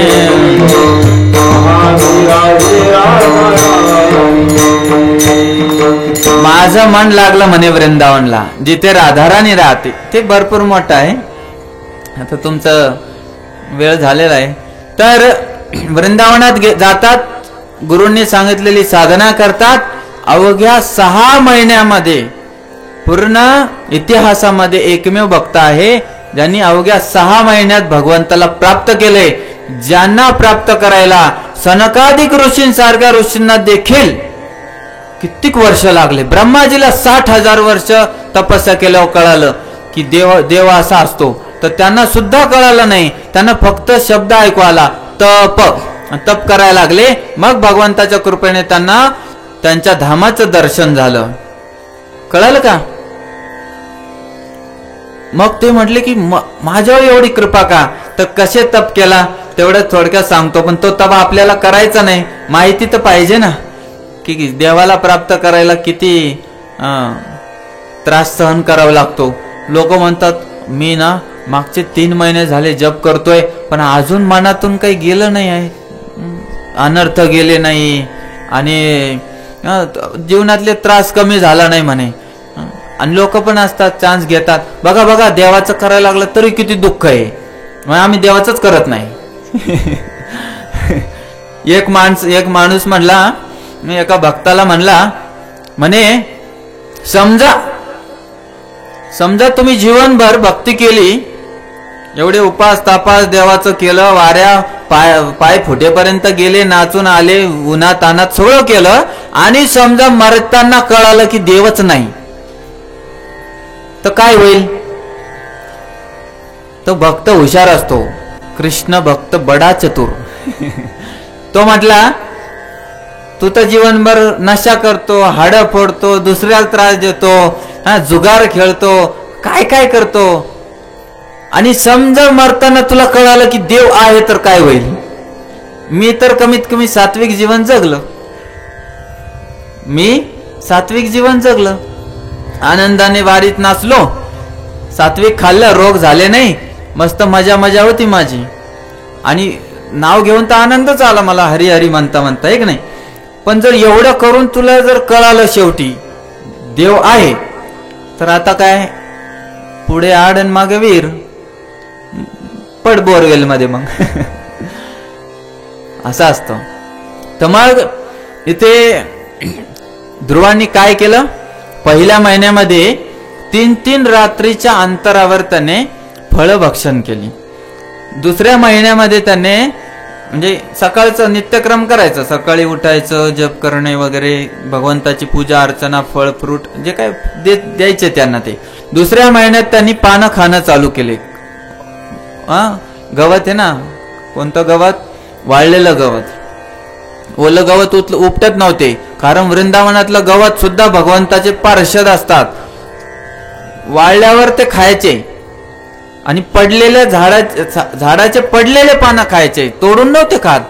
वृंदावनातले झाड कोण आहेत? चिंतामणी प्रकर सद्म सुकल्प वृक्ष, ब्रह्माजी म्हणतात ब्रह्मसंहितेत. चिंतामणी झाड आहेत तिथे, कल्पवृक्ष झाड आहेत तिथे. एक एक भक्त झाडाच्या रूपात भगवंताच्या लीला बघतो. मग त्याचे पानं कसे तोडणार? म्हणून धामात गेले कधी पान तोडायचं नाही बरं का झाडाचं.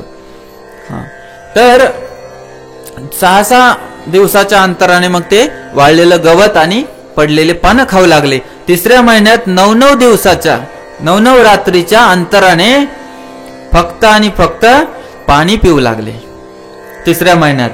आणि चौथ्या महिन्यामध्ये त्यांनी 12 दिवसाच्या अंतराने फक्त वायू भक्षण घेणं चालू केलं. फक्त श्वास घ्यायचा, पण तो 12 दिवसांनी. अंतर कळालं ना? फक्त वायू घ्यायचा, एकदा घेतला 12 दिवस टेन्शन नाही. कळालं? आपण 12 सेकंदात 1200 वेळा घेतो. कळालं का? आणि मग 5व्या महिन्यात त्यांनी पूर्ण श्वासाचं नियंत्रण केलं, चिंतन केलं, एका पायावर उभे राहिले, भगवंताचं सतत चिंतन सुरू झालं, हृदयात भगवंत प्रकट व्हायला सुरुवात झाली. 6वा महिना लागला, पूर्ण विषय बंद केले, इंद्रिय निग्रह केला, आणि शेवटी हृदयातले भगवंत समोर प्रकट झाले. कारण हृदयामध्ये जे भगवंत दिसले तर ते अचानक गायब झाले. ज्या वेळेला अचानक गायब झाले ते म्हटले कुठे गेले? तर डोळे उघडले, समोर दिसले त्यांना. तर तुम्हाला मी विनंती करून सांगतो, देव आहे ना, ते बऱ्याच वेळा अर्थाचा अनर्थ करणारे लई कीर्तनकार असतात. देव देवाऱ्यात नाही, आणखी काय म्हणतात ते?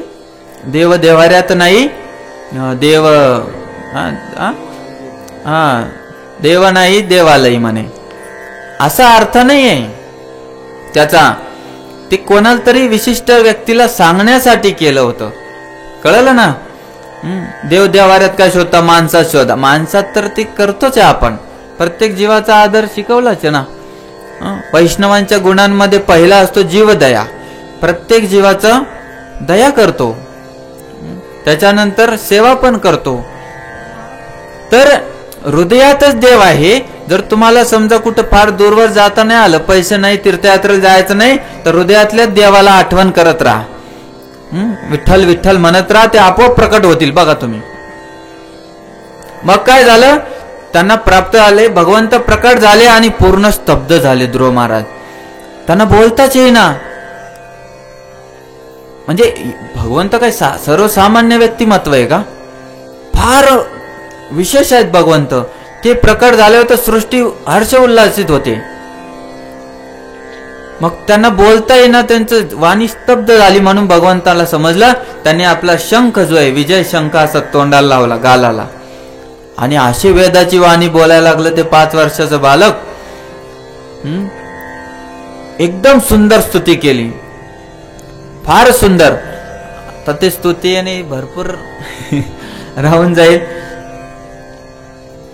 तर ते त्याने वर दिला भगवंताने, तुला जी अपेक्षा होती, तुझ्या आजोबापेक्षा वरचं स्थान प्राप्त करायचं मी तुला देतो, ध्रुवलोक देतो. ध्रुवलोक म्हणजे एक प्रतिवैकुंठ आहे, त्याला श्वेतदीप पण म्हणतात, आपल्या ध्रुव तारा म्हणून ओळखतो.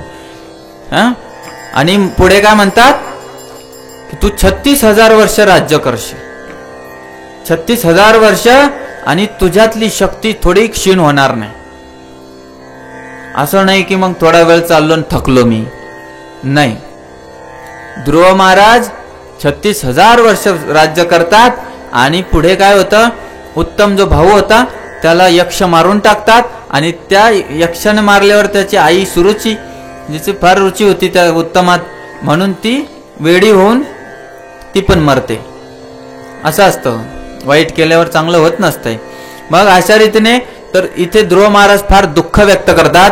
म्हणतात देवतांनी माझी बुद्धी फिरवली की मी ज्या भगवंताला प्राप्त केलं ते माझ्यापासून दूर गेले, परत संसारातच पडलो. म्हणजे भगवंत प्राप्त झाल्यावर आपल्याला वैकुंठाला जायचं असतं, संसारात राहायचं नसतं. पण मला परत 36,000 वर्ष राहावं लागतं. आता देवतांनी माझी बुद्धी फिरवली म्हणे. काय मोठं, म्हणजे फार मोठं दुर्भाग्य झालं म्हणे माझं. आणि कशामुळे झालं, मी उगाच उत्तमाने आईचा द्वेष केला आणि इथं आलो म्हणे. खरं तर चांगलंच झालं. असा कोणी इतिहासात भक्तच झाला नाही की 6 महिन्यात देवप्राप्ती झाली असेल त्याला. फार पूजनीय झाले, सगळे देवी देवता फुलांचा वर्षाव करायला लागले. आणि त्यांनी असं विचार केला की मी एका चक्रवर्ती राजाकडे जाऊन म्हणतो मला थोड्या तांदळाचे कण्या द्या. असं झालं ते. म्हणजे भगवंताची प्राप्ती झाली म्हणतो मला राज्य द्या. पण भगवंत पण कसे लय हुशार आहेत. तुम्ही कोणत्या भावनेने भागवत कथा ऐकायला येतात त्यांच्याकडे सगळं लिहिलेलं आहे, कळलं. म्हणून म्हणतात जप करताना भौतिक भावना, संसार भावना नाही आणायची मनात, नाही तर ती पूर्ण होते. कळलं का. हा, लक्षात घ्या. देवाचं नाव जप करतोय मी, हरे कृष्ण रामकृष्ण काय जे असेल, आणि मनात येते, कमीत कमी 2 एकर तरी भेटलं पाहिजे यावर्षी. 100% भेटणार. नाही तर करून बघा, माझं नाव बदलून ठेवतो. हा, अनुभवाने बोलतो, अनुभवाने बोलतो. कोणी म्हणाल तुम्ही काय छोटेसे आहे ना, अनुभव का. अनुभव तर काय तर 5 वर्षात ध्रुवाला आला, मला का नाही येणार, मी तर 30 वर्षाचा घोडा झाला आहे का नाही. तुम्हाला येईल. पण मग आता तुम्हाला कळालं कसं प्राप्त करायचं, तर कमीत कमी एवढं तरी करा की देवाकडे जा. भागवतात सांगितलंय अकामो सर्व कामो वा मोक्ष कामोदारदी तीव्रेन भक्ती योगेन यजेत पुरुषम परम. त्या परम पुरुषाला तीव्र भक्ती योगाने भजा.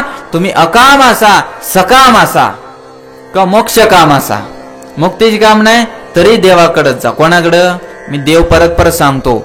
बाचा बा विसरले काय, बोला मोठ्याने. बाचा बा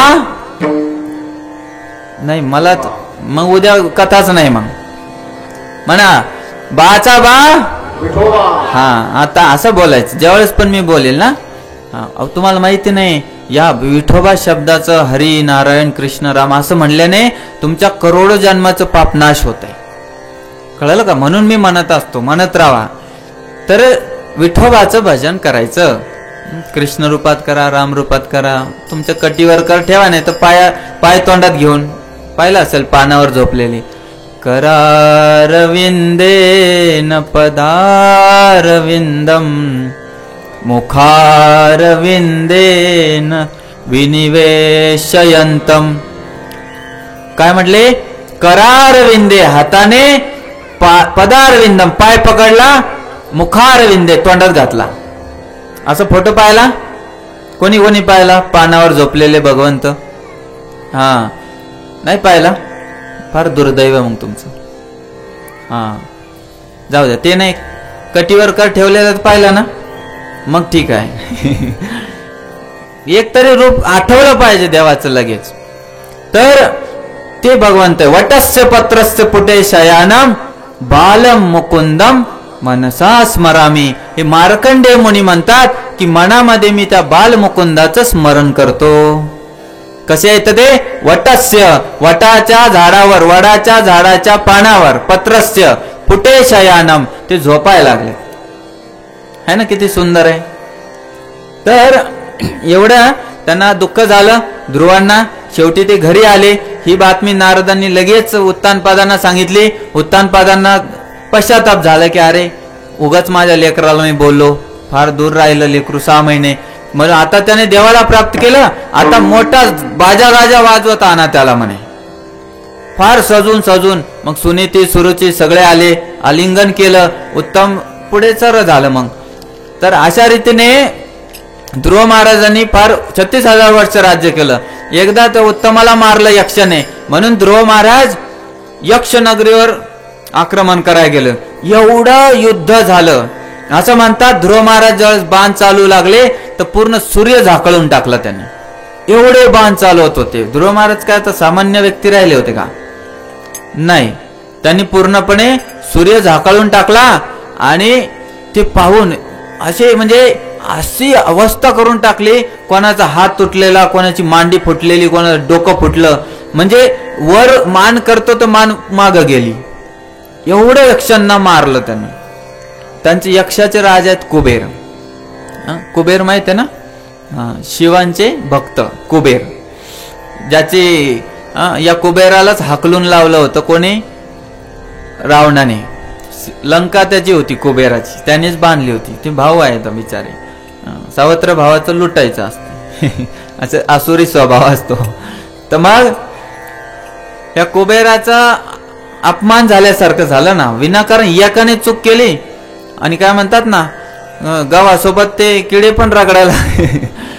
एवढं म्हणजे ध्रुव ऐकतच नव्हती. एवढे भयंकर युद्ध. शेवटी आजोबाला यावं लागलं पळत पळत. अरे अरे थांब बाळा थांब, अरे तू तर भक्त आहे, हरीचा भक्त, कधी दुसऱ्याचं वाईट करत नाही, थांब थोडं थांब. आणि शेवटी मग काय झालं, ध्रुव महाराज थांबले आणि स्वयंभू म्हणून त्यांना सांगतात की तू असं काय करतोय म्हणे, एकाचा दोष झाला ना त्याला द्यायची शिक्षा, सगळ्यांना का? मग शेवटी म्हणतात तू माफी माग कुबेराची. तू कुबेराची माफी मागतात. आणि माफी मागल्यावर कुबेर म्हणतात मी प्रसन्न झालो, काय वर मागायचं माग. किती मस्त आहे ना. जे देव आला तो म्हणतो आशीर्वादच माग. इथं रोज देवा पुढे डोका पडतो, एकही दिवस आशीर्वाद भेटत नाही, आहे का नाही. तर ध्रुव महाराज त्यांना माहिती आहे ना, आपण मागणारे लय भारी आहे. देवा बाजूच्याची तर पैठणी आली, मला पण दे. त्याला गाडी घेतली, मला पण दे. हे आपण भौतिक मागू, म्हणून आजकाल देव पण विचारत नाही, ते गपचूप उभे राहतात. एकदा नाही का ते आपली तुकोबारायांची पत्नी कोण आवली, गरम गरम दूध घेऊन चालली आणि पांडुरंग थरथर कापायला लागले. तर ती रुक्मिणी म्हटल्यावर काप हलू नका, तुम्ही हल्ले तर तिला खरोखर वाटेल जिवंत आहे. शेवटी तिने केलंच कार्यक्रम, वट जाळला भगवंताचा. मग विषय एवढा आहे की भगवंत पण आता मृत्यूरूप स्तब्ध असतात की तू असाच विचार कर, मी पाषाण आहे, मी लाकूड आहे, मी मातीचा आहे, म्हणजे तुला काय मागायची इच्छा पण होऊ नये. नाहीतर तू कसं आहे, मला द्यावं लागल. तर मग काय झालं, ध्रुव महाराजांनी काय मागितलं की हे कुबेर, तुम्ही मला या संसारातून पार करणाऱ्या श्रीहरींचं सतत स्मरण व्हावं असा आशीर्वाद द्या. त्यांच्या भक्ताचा संग व्हावा, त्यांच्या कथेचं श्रवण व्हावं असंच द्या मला, बाकी काय नको. कोणी म्हणावं त्यांना तर लय मोठं भेटलं होतं ना, कशाला मागतील ते. भेटल्यावर पण लक्षात घ्या, जर लोभी माणूस असेल ना ते पण कमी पडते. 36,000 वर्ष काय, 36,000 वर्ष पण कमी पडतात लोभी माणसाला. म्हणून म्हटले लोभ पापस्य कारणम. तर या ठिकाणी भरपूर पुढं गेलं. आपल्याला आज वामन अवतार, ते पूर्ण करायचं होतं. पण थोडक्यात सांगून देतो की मला आज अजमेळापर्यंत पोहोचायचं होतं. पण काय करणार, सांगता सांगता वेळ कसा जातो कळतच नाही. त्या भगवान श्रीकृष्णाने सगळा वेळ थांबून ठेवला आणि स्वतः गीता सांगितली. आता त्यांचा आपण सांगतो तर वेळ थांबवतच नाही, ते पळवतात. तुम्हाला सांगतो एक सिद्धांत सांगतो आला म्हणून. इंद्रिय तृप्तीमध्ये म्हणजे भोग वासनेमध्ये वेळ पटकन जातो. कळलं? वेळ आहे ना पटकन जातो. चांगल्या गोष्टीत पटकन वेळ जात नसतो. बघा, सकाळी 4 वाजल्यावर अलार्म असतो आणि आपण उठायची तयारी करतो, म्हणतो 5च मिनिटं या, आणि थोडं ब्लँकेट घेतलं की लगेच दुसरा अलार्म असतो 7 वाजले, आत्ताच तर पडलो होतो मी. अनुभव आला असेल प्रत्येकाला. असं असतं भोगात पटकन वय कमी होतं आपलं भोगात. भोगान भोगता वयमे एवा भोगता, हे कोण बोललं? मुकुंद मालामध्ये हे कुलशेखर महाराज म्हणतात. ते म्हणतात मी भोगायला गेलो असं मला वाटत होतं की मी भोगतोय, पण मला म्हातारं झाल्यावर कळालं की भोगानेच मला भोगून घेतलं म्हणे. देवा देवा देवा. तर असं आहे. तर 1-2 मिनिट घेतो आणखी. प्रजापती कश्यप मुनी आहेत, त्यांना 13 पत्न्या होत्या. आदिती, दिती, विनता, धनु, कद्रू, अरिष्ट, बरोबर 13 आहेत. आपल्याला 2-4 माहित आहेत, त्याच्यात सांगतो. आदिती पासून आले आदित्य म्हणजे देवता, त्यांचा मुख्य मोठा भाऊ इंद्रदेव. ठीक आहे. दिती पासून आले दैत्य, त्यांच्यापासून जे दैत्य आले त्याच्यात मुख्य येतात ते आपले हिरण्यकश्यपू आणि हिरण्याक्ष. ठीक आहे. त्याच्यानंतर विनताचे 2 लेकरं, गरुड आणि अरुण. अरुण म्हणजे सूर्याचे सारथी, म्हणून आपण आधी काय म्हणतो, सूर्योदय नाही म्हणत. आधी लाल लाल दिसतं त्याला काय म्हणतात? अरुणोदय. कळलं ना? अरुणोदय झाला ना, ते भूपाळी गातात सकाळी सकाळी. तर ते कद्रूपासून नाग आले, किड्या मुंग्या वगैरे सगळे जन्माला आले. तर या दितीने एक दिवस काय केलं, तिला लेकरं नव्हते, तर संध्याकाळची वेळ झाली, तर कश्यप मुनी आपले त्रिसंध्या करत होते. तेवढ्यात दितीच्या कामवासना जागृत झाली, म्हणून ती पतीच्या जवळ आली. म्हटली की मला पुत्रप्राप्ती पाहिजे, लेकरं नाहीत, बाकीच्यांना झाले ते आधी तिला झाली, मला नाही येतं. तर तो म्हटला आता योग्य वेळ नाही, थोडा वेळ थांब, मग मी तुला बीज प्रदान करून देईल. पण ती म्हटली नाही, आता होतच नाही, थांबणं होत नाही. असं असतं काम असण्याचा स्वभाव. एकदा काम असणं डोक्यावर चढली की त्याला विवेक राहत नाही. विवेक म्हणजे ज्ञानापेक्षा श्रेष्ठ विवेक असतो. विवेक म्हणजे चांगला आणि वाईटचा फरक कळण्याची बुद्धी.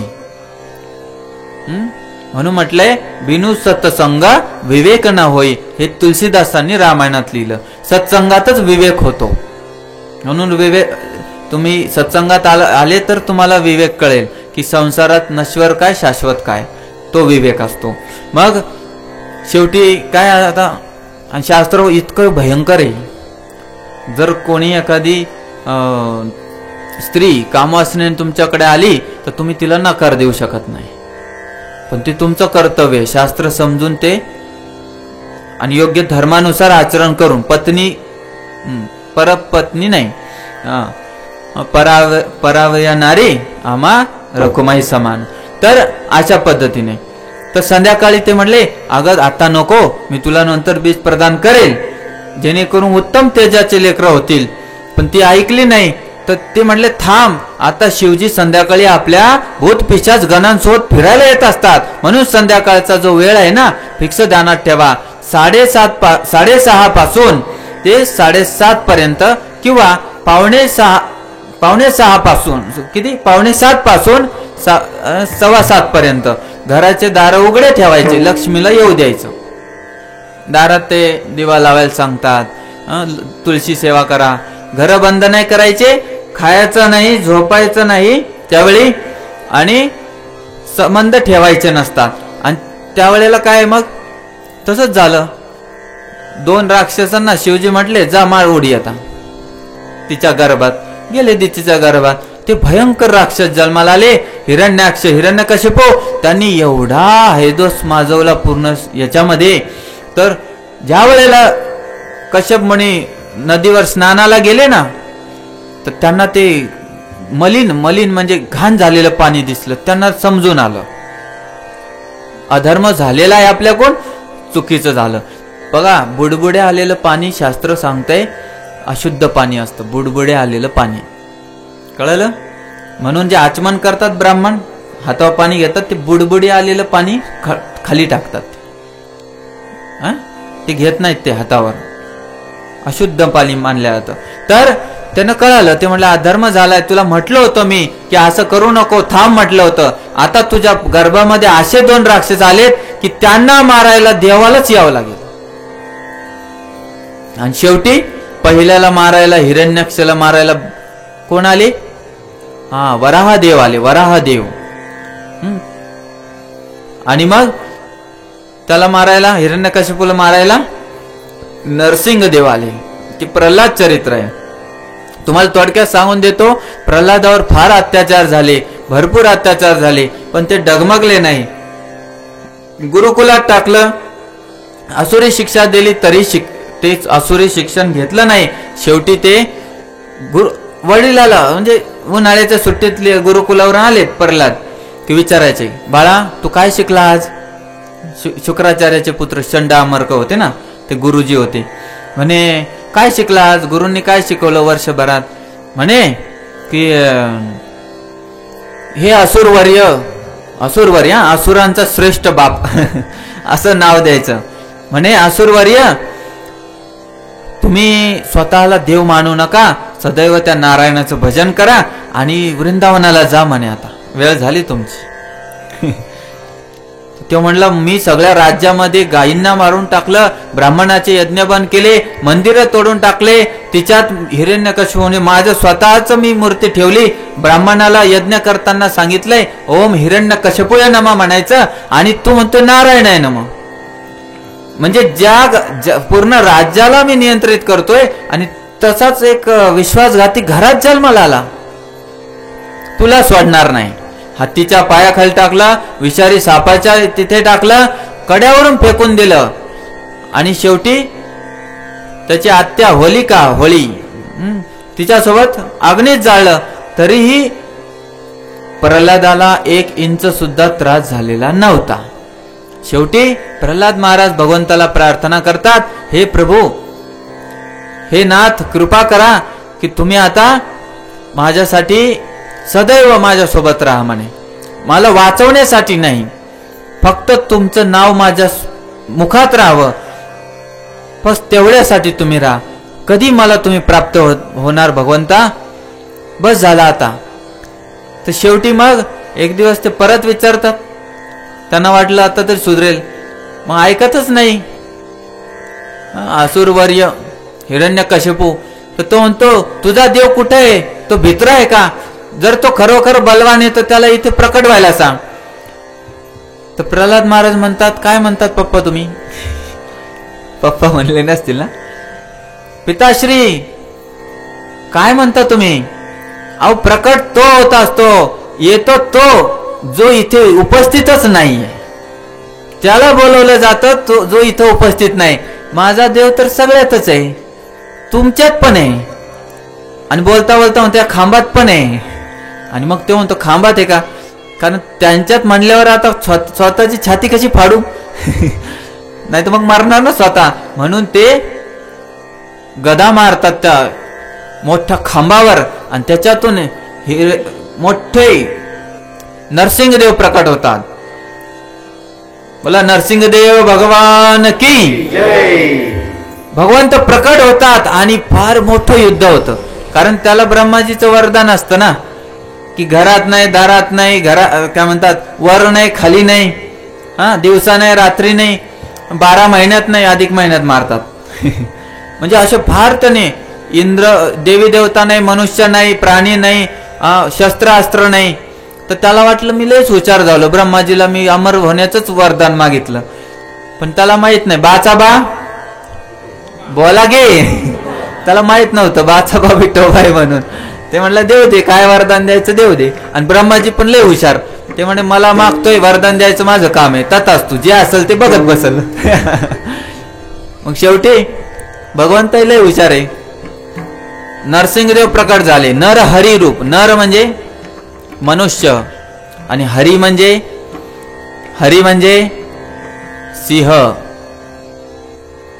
हरीचा अर्थ होतो सिंह.